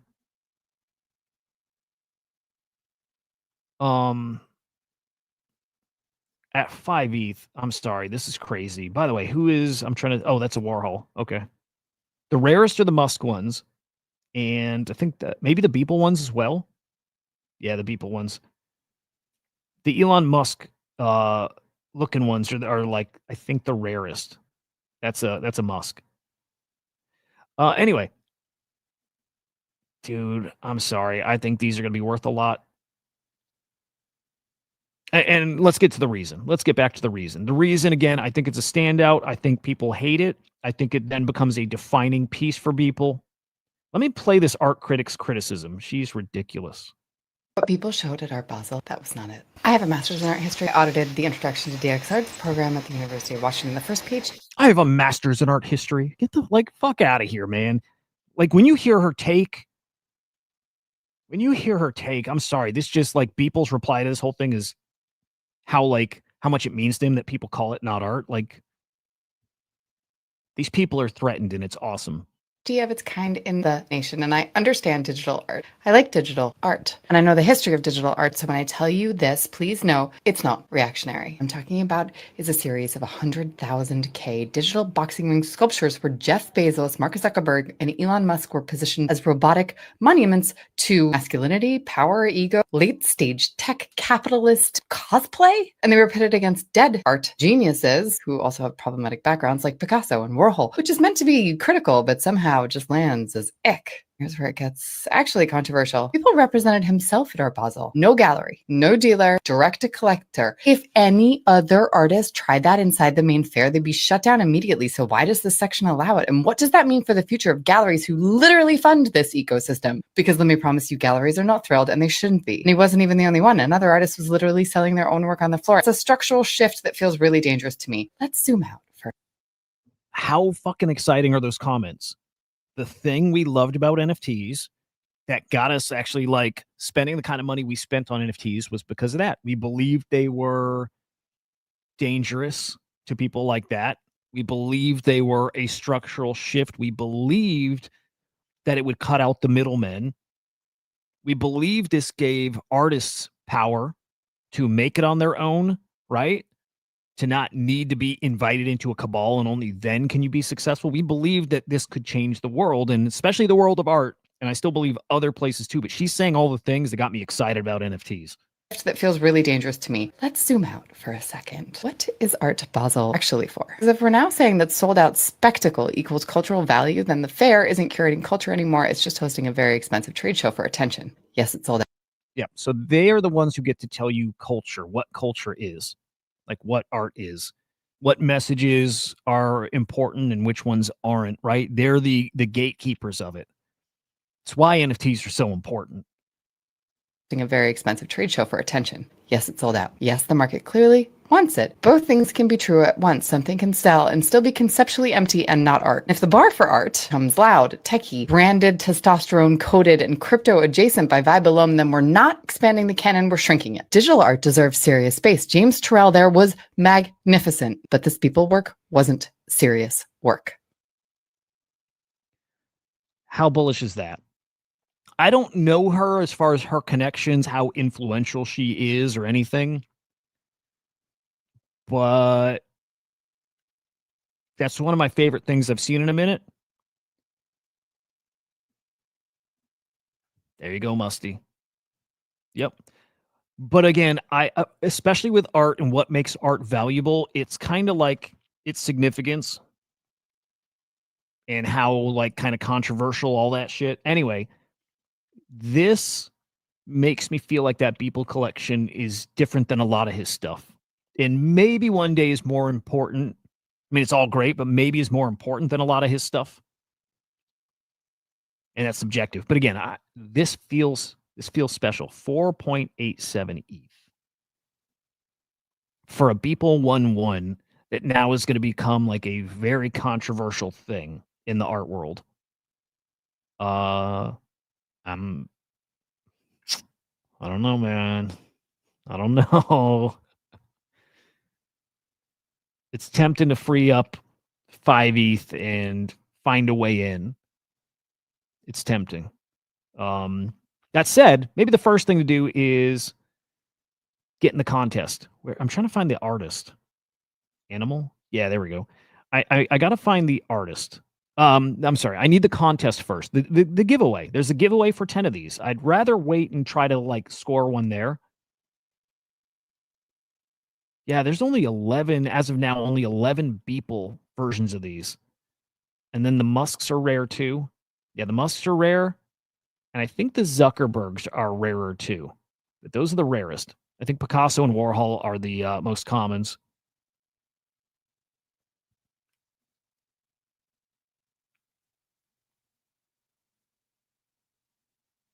Yeah, English. It's just funny because it's like whatever she is, I think it's that it threatens like her maybe livelihood in a way. Like I'm not saying she's like one of the curators or whatever, but She feels threatened by it, and that's a good thing. If it's cutting out the middlemen and the galleries and people making money because they're the decision makers, good. That's the whole point of NFTs. And if this is a piece that makes people like understand that, again, then special. Okay, now that said, and I'll do the counter take is I liked CryptoFunks and I like the Rider Rip Bored Apes for the same thing. If there's something, a piece that helps us like define what an NFT is and what are its like boundaries, those pieces are that. And they're not worth a ton right now. But then again, I think Beeple is a actual historic artist, like actually will be talked about in 100 years. And I can't say that about any other NFT artist. But Beeple actually, yes. 23 was special but short-lived. Only around 250,000 unique users interacted on Bitcoin ordinals. Facts, mice. I like to show this off, dude. Yes. I like to show this off. At the peak of ordinals, and if you compare it to the peak of users on like ETH, when ETH NFTs were at their high, nowhere close. We'll go, I guess, maybe monthly.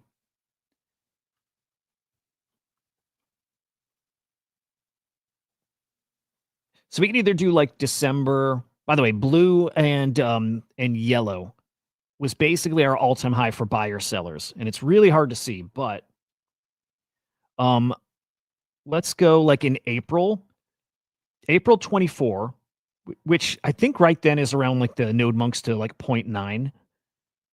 So daily buyers were at like 12,000, 15,000, 17. There's like I think 19,000 was the absolute peak of unique buyers just on one day, right? We've had a little pop up to like 17K, but that's our peak for ordinals.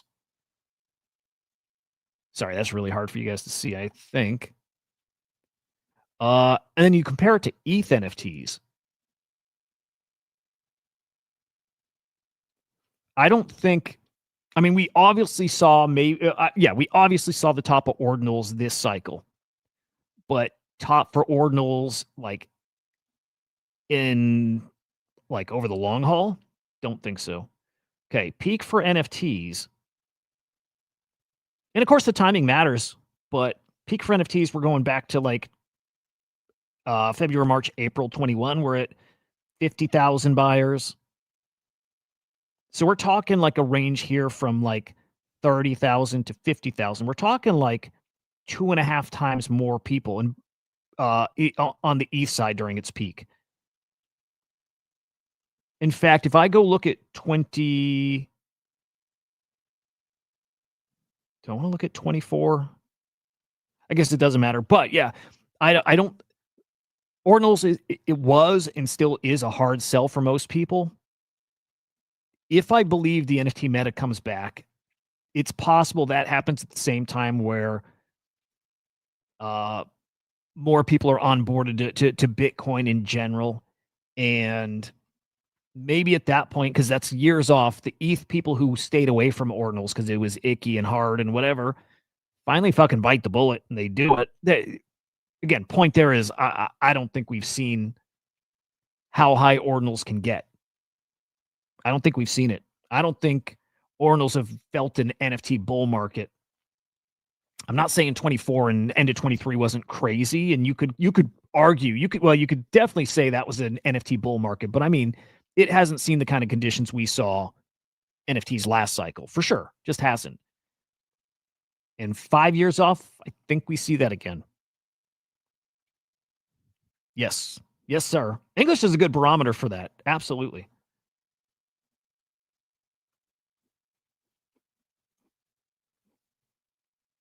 Call me old-fashioned. Here's our buddy Edge, but I think Bitcoin should be left alone as a store of value. Keep the junk JPEGs off. I don't hate that, by the way.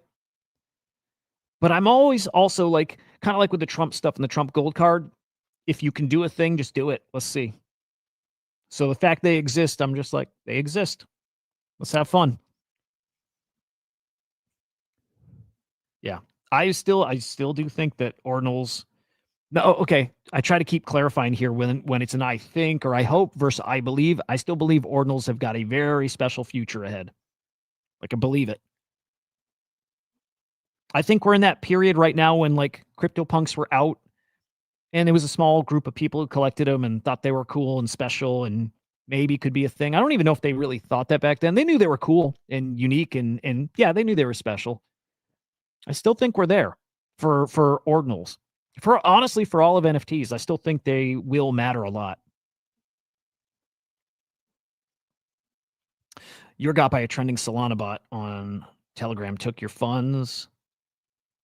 Ah, shit, man. That sucks, man. Hood's got skimmed. Oh, I can't fucking wait for that contest, man. I cannot wait for the contest. 10 regular animals being given away. Dude, this is so do these fall to 3 ETH maybe? I don't think these last long here. I don't. Maybe start of the new year we see people buying. I don't think these live long at 4 or 5 ETH. Still like 50 more to be minted, so we'll see. The Beeple floor is what? Almost 15 ETH. Who's this one? Oh, that's Warhol too. That lady is a fucking maniac, by the way. I can't get over her take, man. It's ridiculous. Just such a bad take. And People's the goat. These are awesome.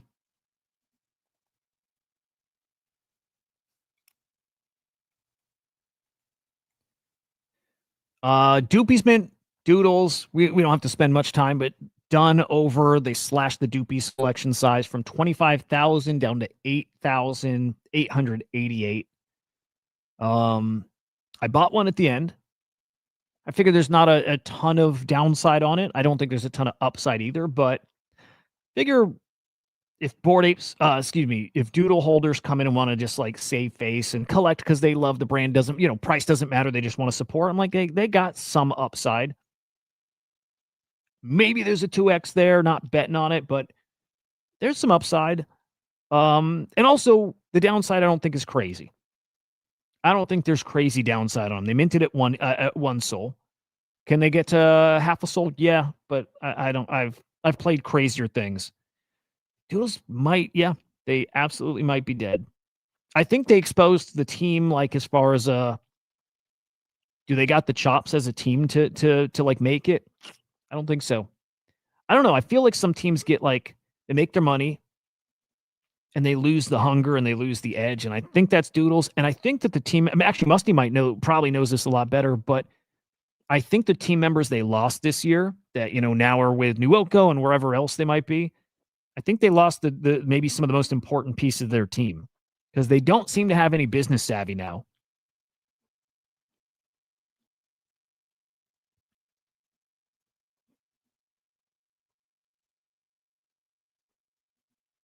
Yeah, that's kind of where I'm at, Edge. Yeah, the fact that, in theory, not every doodle holder can even have, one of the doopies. I think that just makes them, it limits the downside. Again, that said, I could lose half of what I put in. I could lose $75, whatever. So I like it. I like the risk reward play there.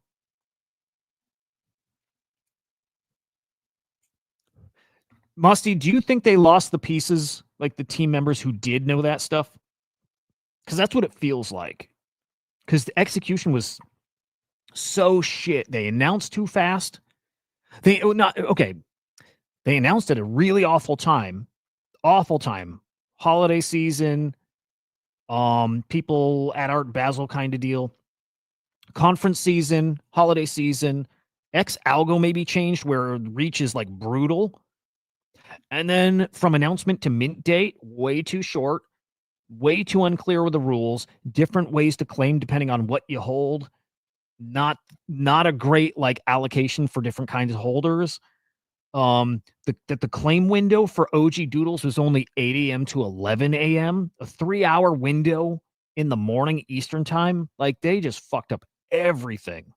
And so there it is. Yeah, they're team members who know, I think, how to market and have that business savvy. Those are the guys that left the team. And it shows. And those are the guys that I think are running Nuoko. And I think it's why Nuoko's captured some magic. And yeah, because the art's crazy and it's the new thing too. But I think that's why Nuoko's looking pretty decent. Nyoko.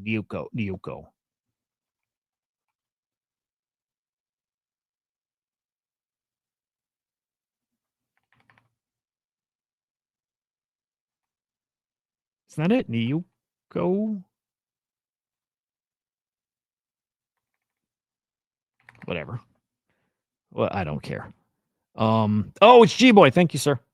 That's right.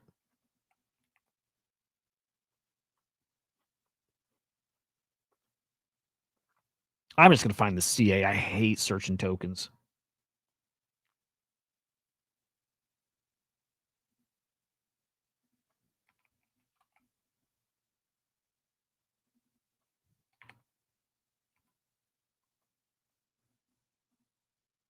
Oh, any U. They're fucking okay.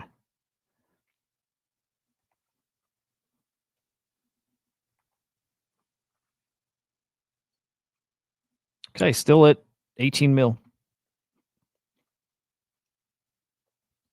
Musty. I used to give the Doodles team shit. They clearly have an idea what they're doing. As Nyoko shows, they left Doodles to cook with no constraints. Yeah, dude, interesting. Man, you would think Burnt Toast would want to be the one cooking with no constraints. You know what I mean? But also, that's the artist who now wants to just kind of make art. And like, I think often artists don't have great business savvy. Might be why Beeple's so different. He seems to have great business savvy, and so does like Jack Butcher. That's perfect. It doesn't get better than if you're an artist with like a great business mind. You know what I mean? Like that's magic. It's like Zancan, great artist. Not sure he's has the business mind. Yeah. Yeah, sometimes it's one or the other, right? But you need it. You need to have the bit if you want to look, you can survive here. That is the beauty of Web3. You can make a sustainable thing and you can survive, but if you want to be like if you want to do some king shit, you better know how to play that game.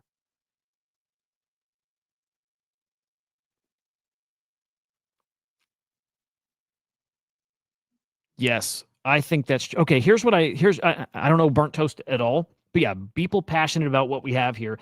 I picture Burnt Toast at this point, dude in his bedroom making art, having fun. The thing he loves, but it's also like it's not a sleepless nights, wake up grinding. You know what I mean? Like the constant grind and it doesn't stop. I think it's make the art. I enjoy this. I'm having fun. And definitely sleepless nights there too, but it's just I love the thing. I do the thing. I'm gonna put out a thing, but I don't think it's like I think some guys are grinding. I don't know that BT is that. I think he's just artist who made it here and now can actually kind of like I said before, when you make like life-changing money here, the hunger is gone. Burnt Toast might be that. I'm not sure if he's hungry now because he's made it. Also, don't know what what his net worth is like or anything. I don't know. I have no idea. But feels a little less. I don't know if he's less hungry. I don't know, by the way, if this was released because he needed to raise money. I don't know what their financial situation looks like at all, but it just like the whole thing screams like it was like either do it for fun just because or do it because we need money. It doesn't feel like it was well thought out. And I'll say this too. The fact that they announced the AI thing and the AI thing still isn't out, it kind of makes me feel like they're just not aimless, but you know what I mean? Maybe kind of aimless, but also not aimless. Like not that they don't know what they're doing, but maybe there's not that there's a totally set plan. I don't know.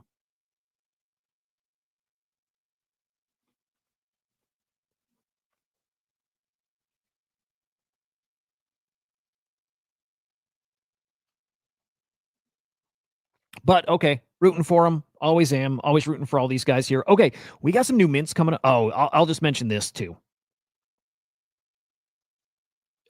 Inscription number 69 sold for 0.2 Bitcoin, 19,000 bucks. Low inscription's a meme. That's all. That's all. Inscription number 0 matters, like the first one matters a lot. Low inscription numbers matter a little bit. They will add some value, clearly, but a little bit. That's it. Okay, we got a new Snowfro collection coming out, and this actually looks cool as fuck, I'll be honest. I am definitely going to mint this. If I'm eligible, and I think I am. I think anybody who has an Art Blocks NFT can mint it. It's like Snowfro does these massive size collections. This is going to be, I think this is going to be really cool. And I don't think any value to it, but I think it's cool.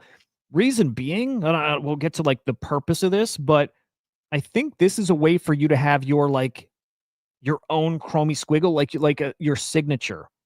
And I think that's cool. All right, so this comes out on Monday, guys, called Send Receive. Free to claim artwork. This is going to be collection number 500 from Art Blocks. Curated? I'm definitely minting this. Okay, Send Receive will be minted or released in 2 phases. An airdrop to folks that claimed various sets and achievements on their Art Blocks profile, and then an allow list mint for anyone that owns any Art Blocks artwork across all networks. Snapshot from November. Nice. I'm minting it.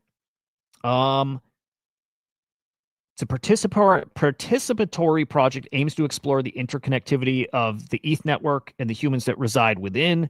Project doesn't use any. Okay, it's all on chain. That's the point. Snowfro says he expresses himself in his artwork using symbols, how I communicate in my art practice. Each symbol carries a deeply introspective meaning. Chromie Squiggles, my signature.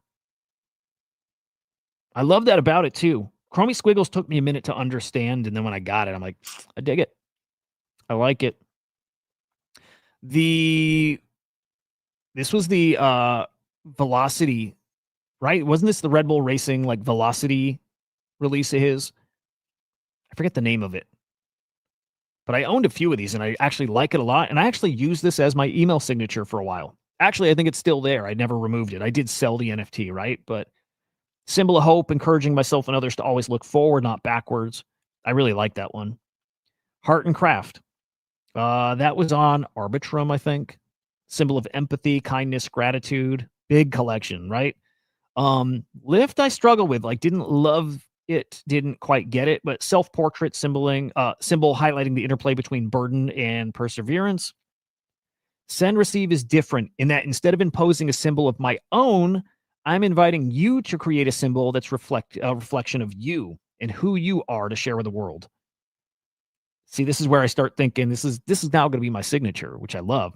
Started ideating on this in late 24. Seeing people sending the messages like thoughts and prayers and that kind of stuff. And decided to see if he could make a way to capture that kind of sentiment on chain. They were experimenting with parameters. And so with those ideas, he started experimenting on Send Receive. Wanted a way to express sending thoughts and prayers. Each token can be set to send or receive, or both, creating a global ratio that's reflected in real time at the token level. Interesting. If you set your token, this is my first time reading this part, by the way. This is cool. If you set your token to send, you're broadcasting your token's contents to the network, and you'll see your sprite centered on the screen with one of 4 features, feature-based visuals determined at the time of mint. If you set your token to receive, you're listening for the broadcast of others on the network in real time. People's sprites appear on your screen at a rate based on the global send-receive ratio. That's cool. You can also set your token to both send and receive, and your token will display in your assigned receive style, but with a glowing border indicating that you're also sending your sprite to the network. I want to see what this looks like. If more people are sending than receiving tokens will spawn sprites at a faster rate and vice versa. There are also built-in send to and receive from functions that will activate later. Oh, that's cool. So like I can send mine to Musty or Hoods, and that way like their screen looks a certain way just for them. That's cool. The original plan was to create a generative visual record on each token that would pulse outward or inward, but working through Lyft opened my eyes to the joy of having collectors be able to see themselves represented as part of an artwork. So I decided to focus on creating an experience where collectors could create their own sprite to represent themselves on the network. You can manually draw your sprite with the pixel editor, or even use a prompt pack to algorithmically create you. So he's used some kind of, I don't know, prompt to draw his punk. And so that'll be him. Interesting.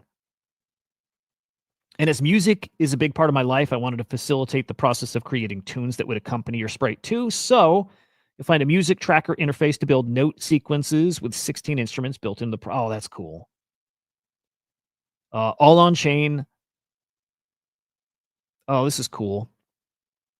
Participating. This is him speaking about himself. He's participating not as a visual artist, but instead as the conductor in a conceptual performance piece, where each of you is an individual instrument contributing to the entire experience. This is so cool. Get a head start. Start playing around with sounds and pixels by visiting Mint Zero. Press P for pixels, T for the music. Dude, this is fucking awesome. And so that's what I'm going to do. I am going to mint this for sure. And basically all of us, can. But I'm going to make myself like my signature. I don't know what I'm going to do to represent me. Like, I don't know what it's going to look like. I need to think back to like what I do and what I've done here. And like, I would love for it to be the signature. And I imagine mine would not be like a character or a PFP. It would probably be some kind of symbol or, I don't know. I'm trying to think of things I say a lot, like mega GMs, or when I post shows, I always say "see you soon." I kind of like the "see you soon" thing. It's been one of my favorite things to write, like simple, right? But so it might be like a play on that somehow. But this is fucking cool, man. Like I like this a lot. Kind of want to play on that site real quick.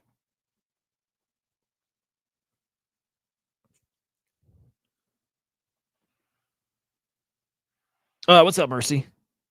Good to see you, dude. Or ma'am.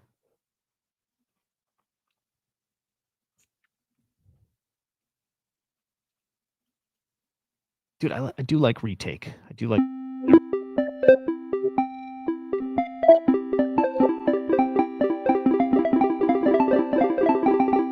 Okay, every time I click it, it plays a new note. But I want to see how I can. Wait. Get a head start playing with sounds and pixels by visiting Mint Zero. Press P for pixels, T for the. Okay, got it. Got it. Okay. Okay, so you literally are just going to draw it, or you can drop some code in there. There was some point where I think you said you could drop code. But okay, so you really can just design a thing. And then there's the music, the sequencer.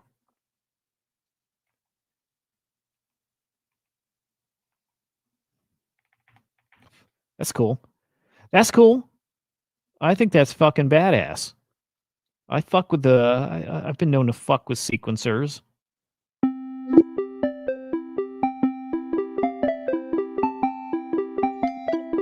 Anyway, kind of cool. I mean, not kind of cool, really fucking cool. Really cool. Not gonna be worth anything. It's not about that. It's like the Joker says, right? To prove a point or send a message or whatever. I don't remember. Whatever. Pretty fuck. I like it a lot. Okay, so that I think is.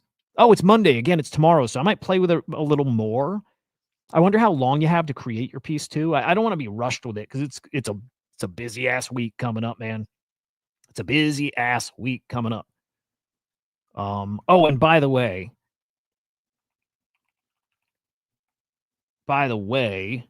busy ass week, and I can't. Yeah, all I can do is show this. I can't say anything, but I'll show it.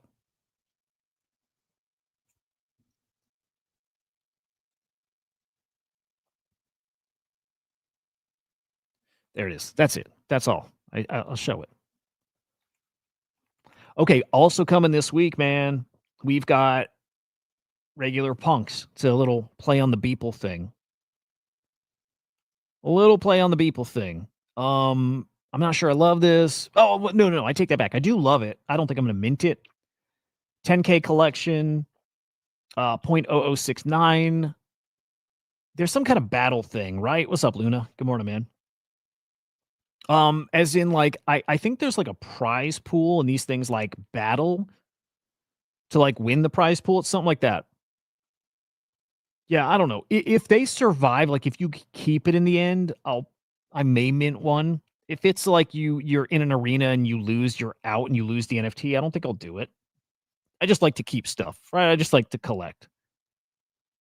But like Floppa put out a post here kind of shitting on this a bit, and I'm kind of curious. Bit of caution.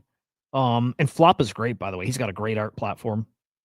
In details, 10K supply, 0.0069. He's saying it raises a lot of questions, right? As in 10K collections a lot. The whitelist distribution, he whitelisted his old collections or something like that. Like yeah, I don't know. More than 50,000 wallets eligible for whitelist with a limit of 2, meaning most people aren't going to get a chance to mint, maybe. Cherry on top, there's usual pump and dump on the old collections. They ran up to 0.03 before the announcement, fell back to 0 right after. Yeah, that's not great. That's not. I mean, but whatever. Unless if the info got out early, then that's just shitty, but it's how it goes. Now that said, Beeple asked for like 50 spots. Beeple's going to mint it. So, it'll get some attention. It's what, $15?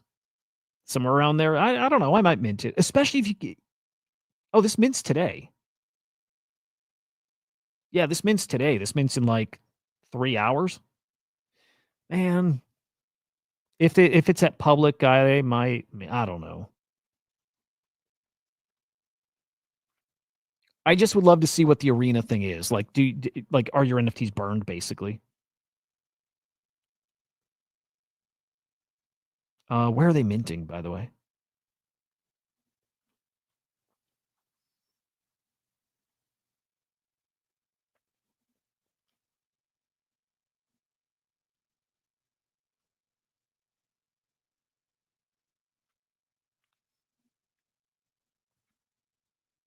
Am I missing like or am I missing a mint page?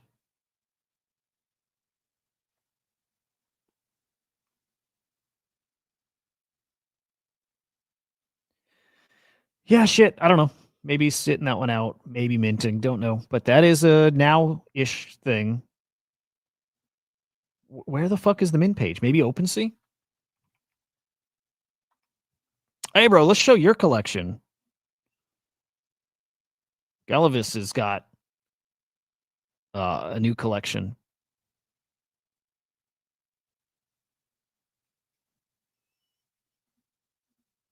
Here, let me put this up while I look.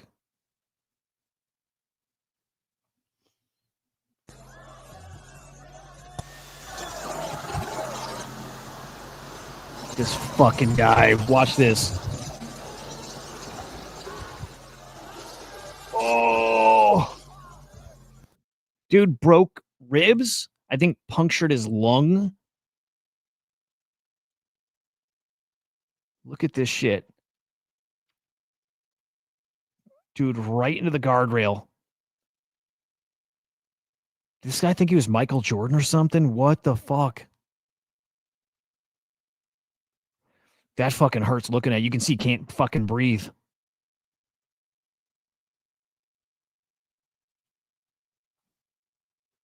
Unreal, dude.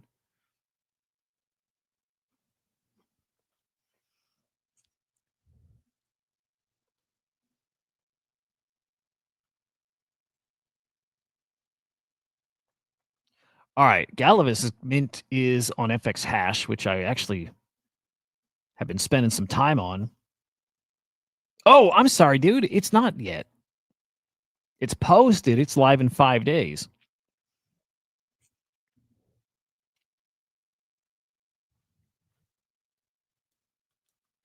I know, dude. I don't know if bro thought it like adrenaline was going to carry him or what. That hurt to look at, dude. That hurt to look at. This is really cool. And it's nice seeing some traction on FX Hash right now.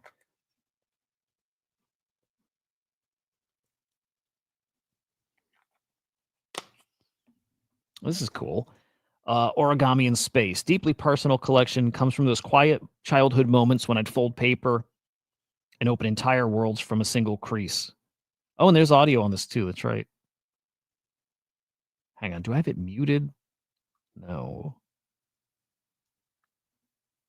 This will kill my browser, but let's get it in a new tab. We'll hear, I think, hear audio.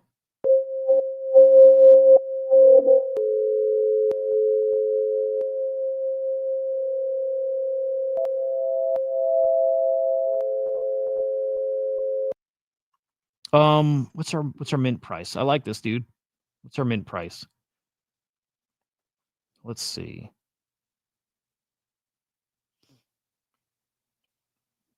I like Galavis. Is there a mint price on here? Oh, it's so you got to do the art coins when you buy on the primary. You don't have to actually go buy the coin; it'll swap it for you behind the scenes. So you just go and you mint like you would normally mint. I minted something here this week, and I like it. I'm excited to see some action on FX Hash. It's nothing crazy. Mercy, I'm not cooking anything, dude. That was an Art Blocks project. Oh, but on the Crypto Slam side, you know, we're cooking in the AI world.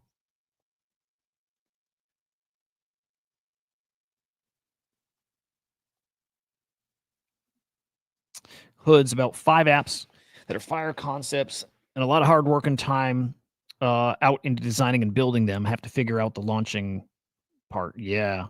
All right, dude. Well, I'll make sure to put this up on day before mint, day of mint, and looking forward to those updates.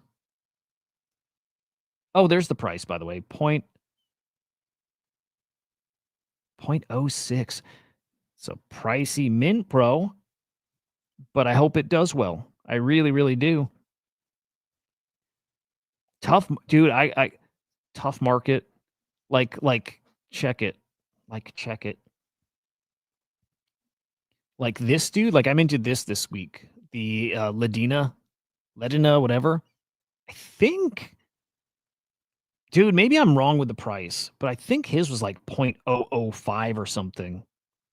And it took a few days, but also it's art time. It kind of is art time right now. Thank you, people. You know what I mean? Like, people's bringing the arts kind of front and center, which is great. But I'll tell you what, this is an artist I've collected for a while. Like if I go to my profile on FX Hash, I've collected him from, small collection, right? As opposed, this one was 500 plus. So yeah, I like the small one. So this artist, Quotanana, I don't know how to say it, but he sent me this one a while back because I've minted like the prior collection.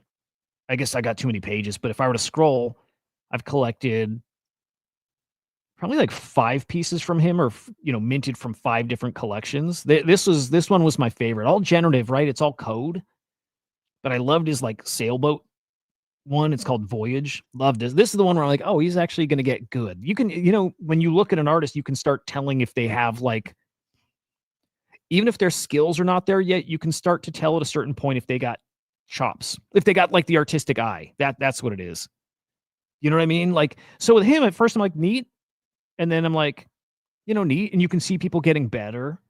You can see people like their skills growing. You're like, okay, I'm seeing what he's doing. He's testing out certain things and he is getting better and he's growing. And none of that did it for me. None of that stuff did. I just saw that he was still working and growing. And then I start seeing him rounding a corner and starting to do stuff that's much more interesting. And then finally the sailboat one, I'm like, oh, okay, he's starting to put some of his concepts together into something that's like, like more composed. And that was Voyage. And that's where I started minting him. And I bought a bunch of those. I bought, I don't know, 10 of those, maybe more. And then Dom, and I think I grabbed one of those. Just again, I'm seeing stuff come together. And good. All this like just cool stuff.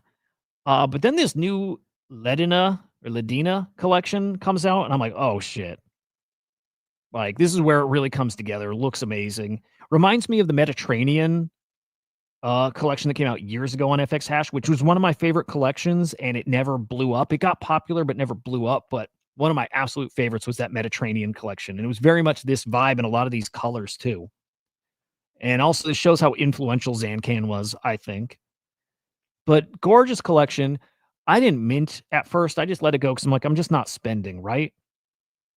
And then I'm like, man, it's good looking, and they're moving.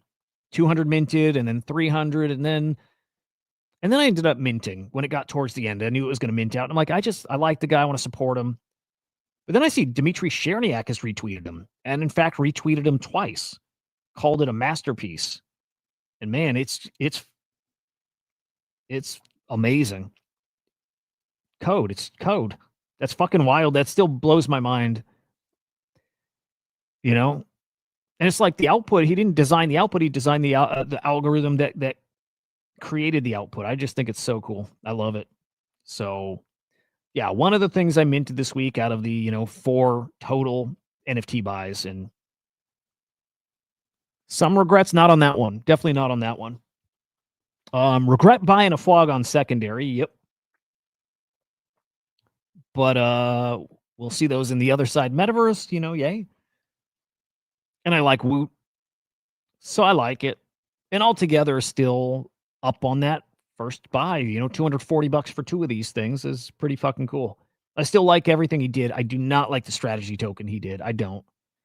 I think it's a waste to have it buying back the FOG meme coin. I really was hoping we're going to see some, royalties flow to holders. Was hoping. Pudgy World's launching in the next 6 weeks, probably early January it launches, by the end of January. That's going to be cool. If you bought, I always show these, but if you bought the little toys, any Pudgy toys, and you scan the QR codes, you get traits in Pudgy World, and you're going to get some Pengu. You're going to get a little Pengu stimmy, which is cool. And if it's like $1 or 50 cents, whatever, it's cool. So if you got those toys, you got a little Pengu coming. Now I opened this and I didn't even read it, so I'm going to read it here. And by the way, the whole conversation, the Zeneca gambling conversation in this, I think I'm going to save both of these for tomorrow.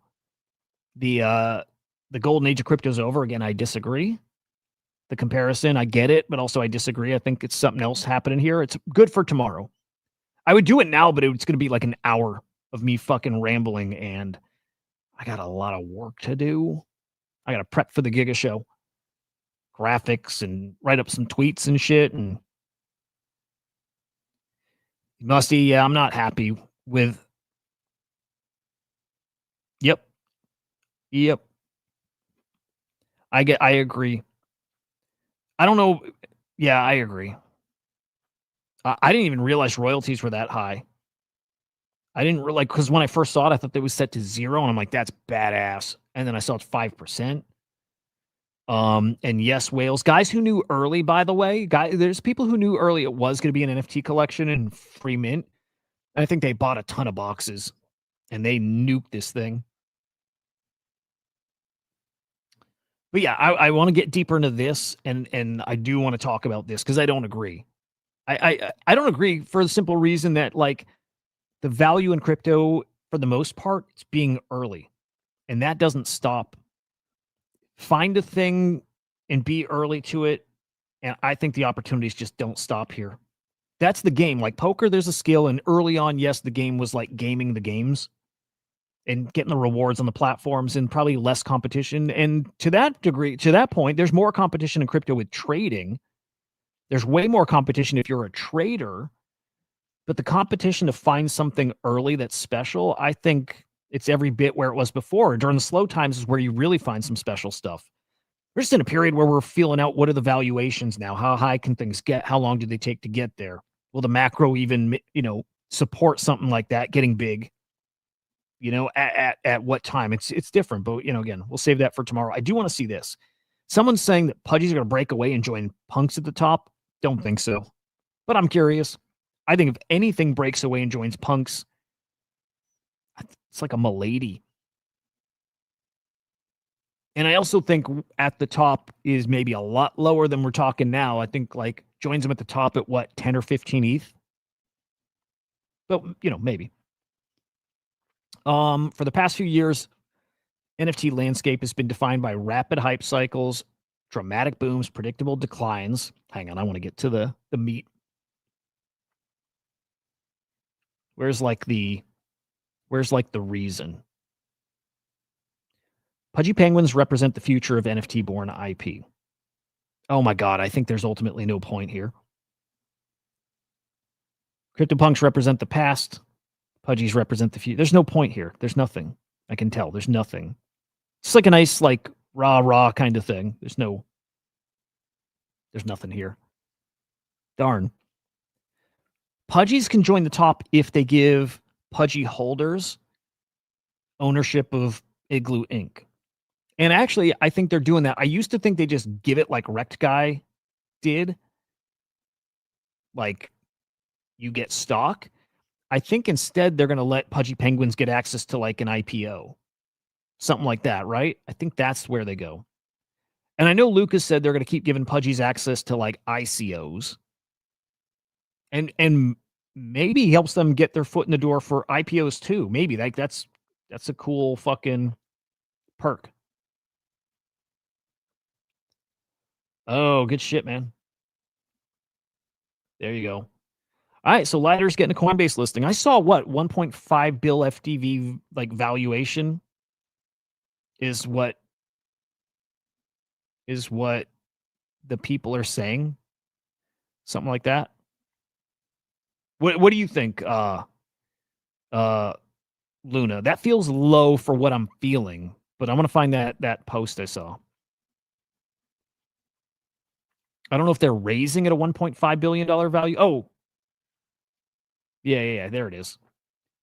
The round valued Lighter at 1 point. So they raised on a $1.5 billion valuation.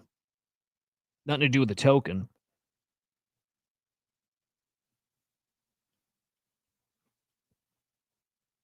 If that's real.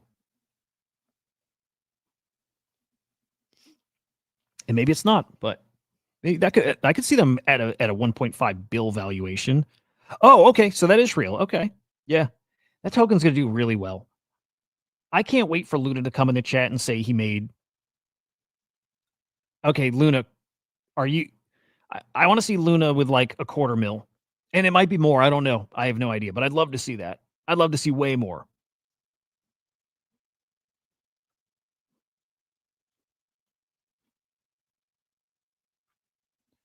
Golden Age 0 to Hero. I think Musty, that's not over. I think it's not over. Oh, okay. Hang on. Of course that'll happen to some, but it'll be like one. Oh, yeah. Okay. No, I'm with you.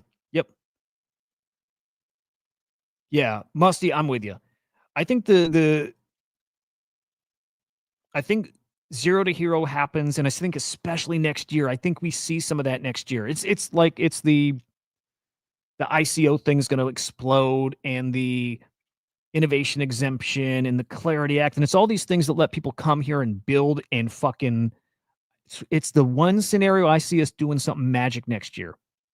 Like that's how it can happen. Is you're told you can come, and I mean you're told, businesses are told, come here and build and try shit and tokenize shit and tokens and NFT, do whatever, like play. And that from there we get some of those 0 to Hero things. But I'm hoping in that scenario, Musty, where you're saying it's like 1 in 10 instead of like 4 or 6 in 10 could do it. What I'm hoping is like the 10, instead of a 10, we're talking like 10,000, or we'll say 100. I hope we get way more coming in and doing it than we saw in 21 or 22 or any year since, right? I hope because of the clarity, it's like a fucking, like another gold rush. It's just a rush to launching stuff and trying and building, but from like actual like good teams, good people, established stuff, and like projects, teams, businesses with money behind them. That's what I'm hoping we see. So 1 in 10, but also it's like, you know, 10 in 100. You know what I mean? Like it's just so many more. It's so much more. What people showed at Art Basel, that was not it. I have a master's in art history. I audited the introduction to DX. Why did that start playing?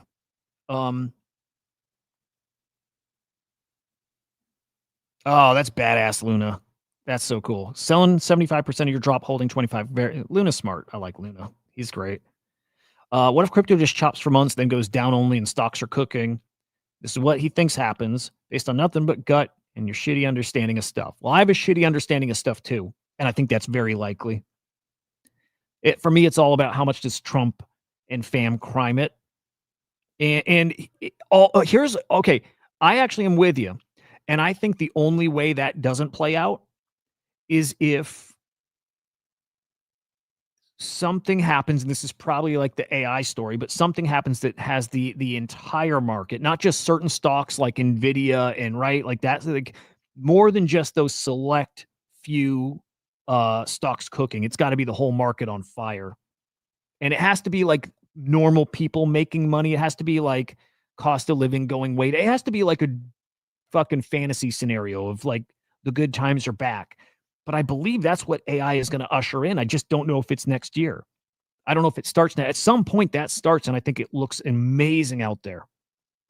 But is that next year or is that in 5 years? And until that happens, I don't think we get special times in crypto. Right? And so like that's the thing I think I'm trying to feel out in time is when does that happen? Because that's when I think crypto feels magic. It's not about the stock market. It's about literally our bank accounts and the economy and jobs. And it's that when that's looking phenomenal, it's now. There we go. Okay, so Luna saying 27. I hope. That's what it is. That moment is gonna come. And so is it 26? May not be.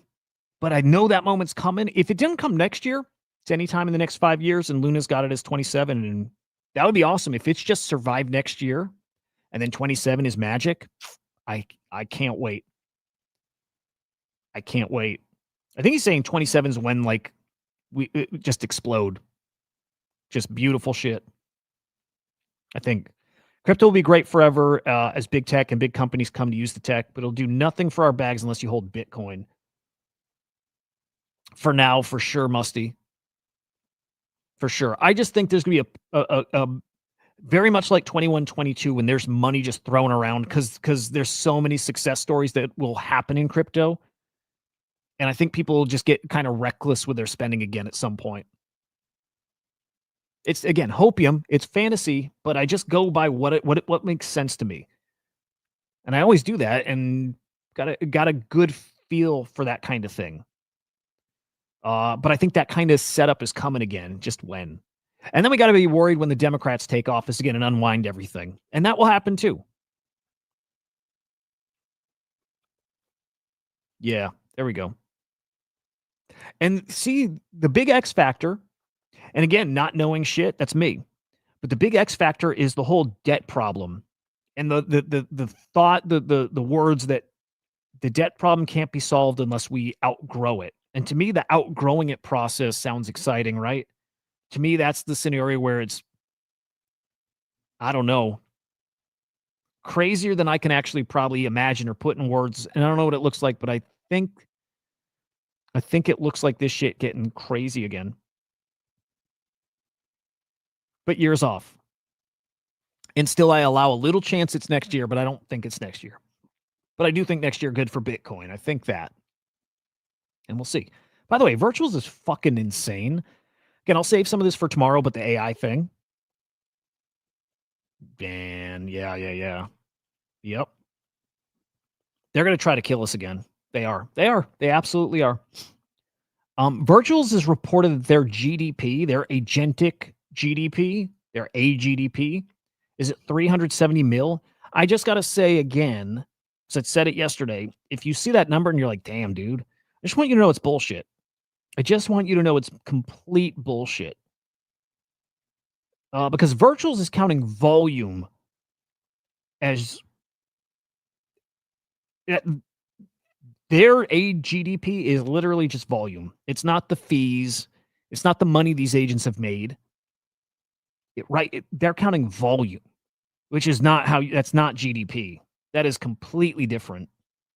So this is fake. And I don't like that virtuals is putting out fake numbers. 370 mil in GDP is not even close to accurate. This is just wash trading through agents. They've seen 370 mil in volume. That's a bullshit tweet. And it's misleading, and I wish they didn't do that because they don't have to do that. They should be proud of whatever the real number is, which isn't high. I bet you it's 5 mil or 10 mil or 15. It's somewhere there, maybe. Maybe it's even less. It might be 2 mil. Whatever it is, I think they can be proud of whatever that number is. They don't need to put out a fake number and count their volume and say that's their GDP. That's stupid. I think that's fucking stupid.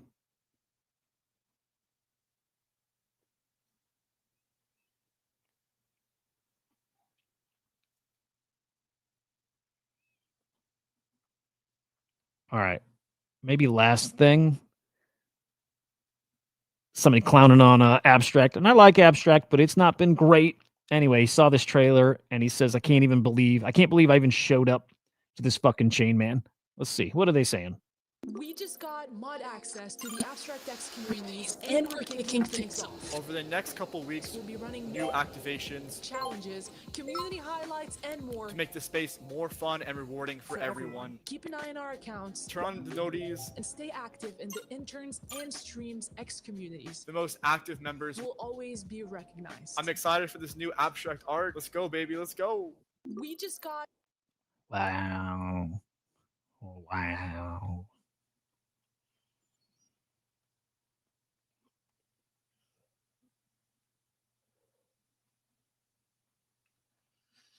I don't know with Abstract. I believe in Abstract, by the way, but I don't know. I don't fucking know. Man, we had all kinds of prediction market stuff to talk still. I do want to save some for tomorrow. I'm bummed Marty didn't like my my poll today. I still think the your mother will die in her sleep meme is great. I still think it's a great meme. I should have left it. It's a really great meme.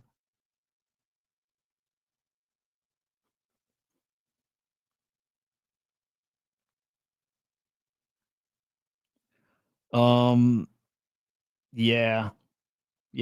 I'm still hoping, dude. They added a new tier on Abstract. They added an Obsidian tier because some people are about to hit platinum. I'm like 800,000 away from platinum. I'm not gonna hit it, but I hope I get like a look. I'll be happy if I get a $5,000 airdrop. I don't think I will. Musty, I'm guessing I'm gonna get like a $1,000 airdrop. Because I'm not doing a lot, but I stream every day on Abstract, right? Every day since it launched, since the streaming launched. I'm at gold. I'm pretty far from platinum. $1,000 airdrop is kind of what I'm thinking. Be nice if it was like 5,000 though, but not betting. Not betting.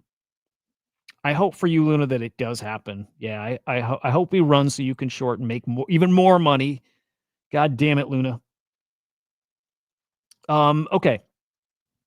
Out of crypto, let's do a couple fun things. We'll save the prediction market stuff and AI stuff for tomorrow.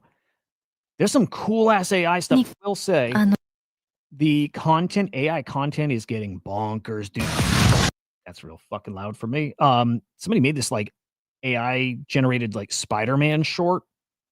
Dude, content is getting so cool.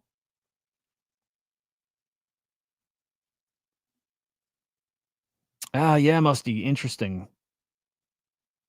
It's tricky with it feels like a coin flip right now, doesn't it? Big pudgy over the course of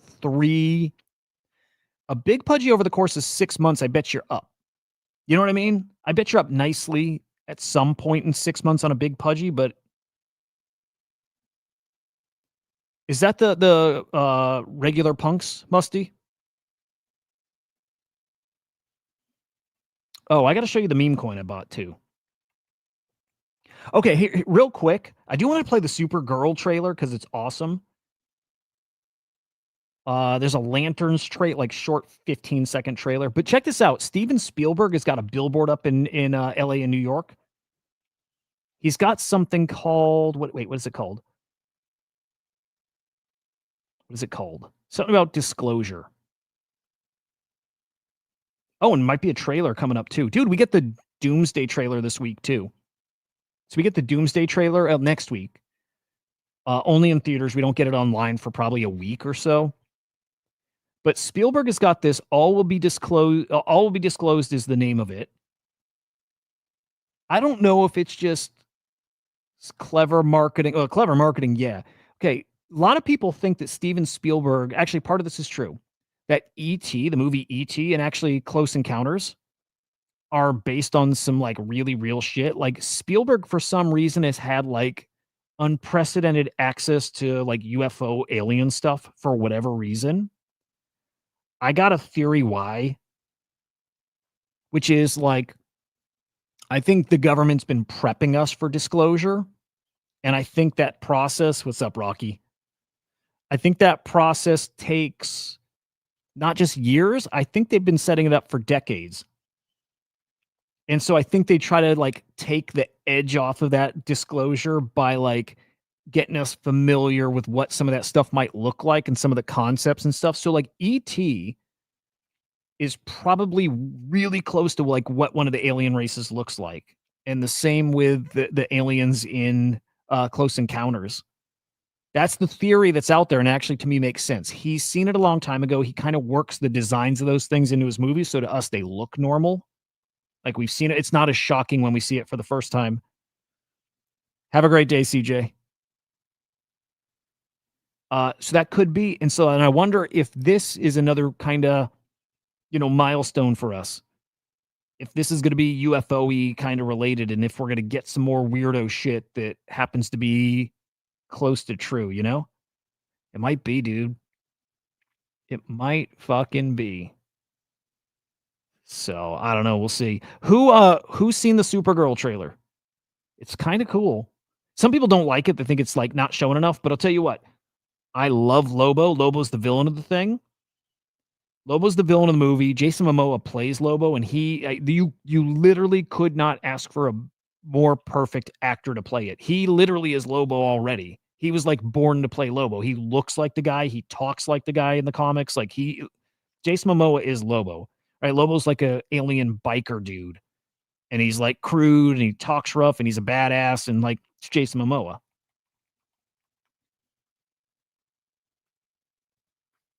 I guess I can do the video and not audio because of the copyright shit, which is stupid. But Jason Momoa is literally born to play this guy. This would be less cool without music, but whatever.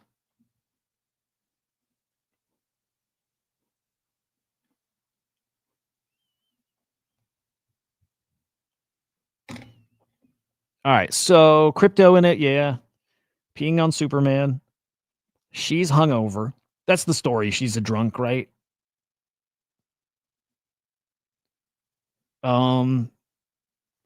She goes, if you've seen Superman, you kind of know the story already, or like the gist of it, right? She goes to planets with a red sun because she can get drunk there. And she gets drunk because she's traumatized. She was like on Krypton when was she on it? Well, either way, she was a grown-up already or a teen when Krypton was destroyed. So she's like, she has trauma, and it's why she drinks so much. She's traumatized because she was not a baby. Clark doesn't know it or remember it, but she does. So she lost her whole family.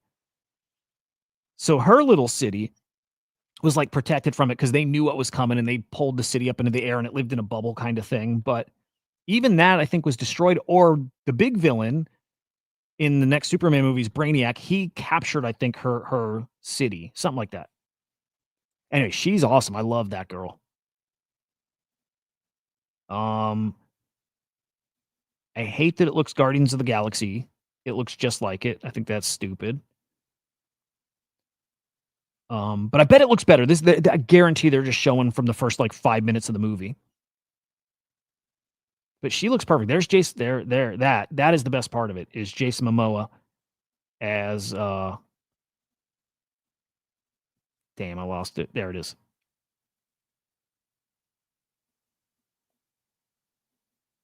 Fuck me.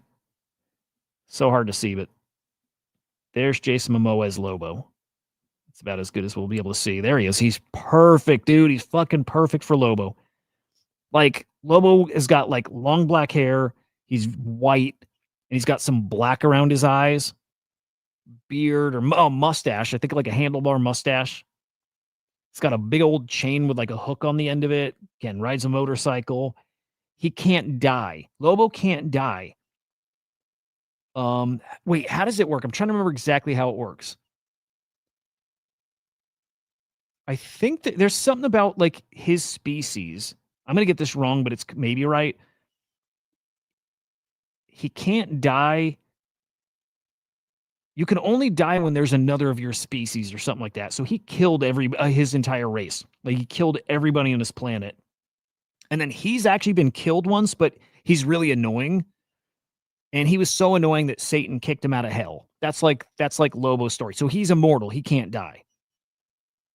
And also he's sometimes a good guy too. He's like an anti-hero. Like he's partnered with Superman before, and they're enemies too, right? That's a Superman villain, but also sometimes they team up. He's just a shit disturber is really it. Like he's a villain, but also he's like can be a good guy, and he's indestructible, can't be killed. And that's Lobo.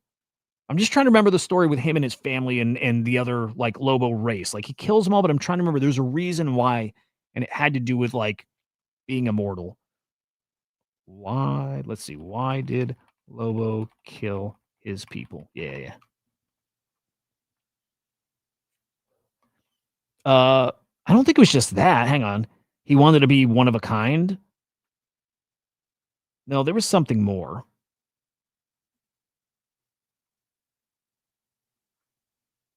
No, maybe that was it. I thought there was something a little more.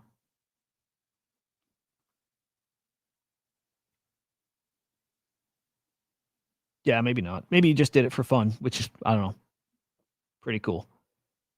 But yeah, Lobo's a badass, and Jason Momoa is just fucking perfect for him.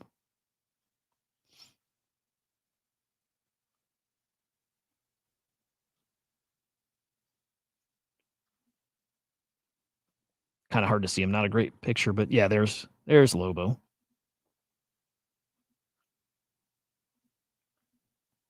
Yeah. Gonna be really fucking cool.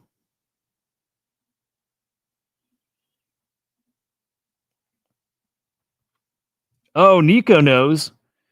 High school project. He created and unleashed a hybrid scorpion on his planet. Wow. And I guess they do cloning and shit. So he did something that like fucked with their blood. It's pretty badass. I like Lobo. Yeah, dude, movie looks kind of cool. And then we got Lanterns coming out, and then we got a Clayface series coming to HBO, and then Man of Tomorrow, and then at some point a Batman in the new DC universe. Batman 2 apparently like Brad Pitt might be Scarlett Johansson's going to be in it, and apparently now Brad Pitt might be the villain of it. That might be a badass movie.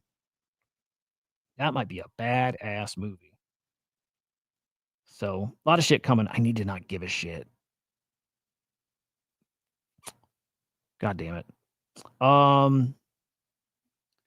there we go. Yeah, I'm gonna save most of this. The rest of this shit. We did plenty, but I'm gonna save a lot of the shit for tomorrow. So we got some stuff to talk about. I'll dive a little more into the big Thursday show. Tomorrow I'll share some of the graphics and shit. Whatever, maybe.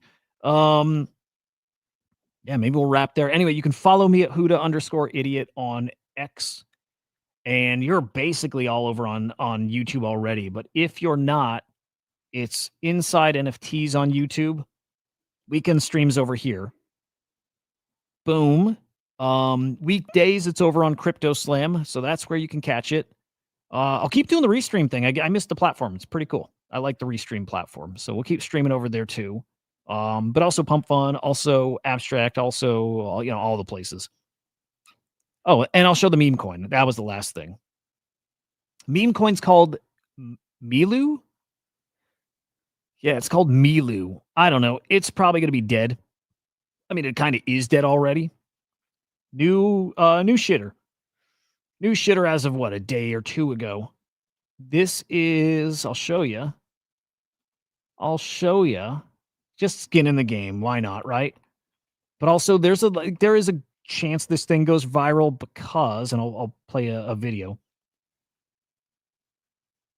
It's a toy, it's AI powered, and it is a Chinese propaganda little thing. I want to see if I can get a video of it talking, but it talks to you, and it'll tell you if you're speaking something that's like against the CCP or illegal or whatever. I wonder if it can report you though, which is kind of cool. Yeah, NBC covered it. Yeah, NBC covered it today, I guess. So what I'm waiting for or hoping for, like the thesis is crypto Twitter influencers jump on this thing because it's pretty funny, like a Labubu thing, but Chinese propaganda, and then the AI thing, and like it's got some reasons. Imagine buying your kids this plush toy and it starts scolding them for insulting, right? Like it's kind of funny. Asked whether Taiwan is a country, it would lower its voice and insist Taiwan is an inalienable part of China. That is an established fact. Oh, this is on Amazon, huh? Oh, you can buy it on Amazon. See, like I kind of think this might catch. Like I could totally picture it catching and making, like, again, more mainstream news. So what, $30? $30 into the meme coin. Let's see. 20K market cap. You know, gamble on much stupider things. This one's pretty stupid. But we'll try. We'll try. Let's see if we can make some monies for the holidays. Whatever. I don't know. I don't fucking know. All right, boys. I hope your weekend's phenomenal. No, whatever. I hope it's not. I hope your weekend's not phenomenal. I hope your day's phenomenal. I have to wish you the same tomorrow. So you have to come back tomorrow for the good weekend shit. Marty, I hope your mom's okay. The end. All right. Have a great day, guys. We'll see you later. Peace.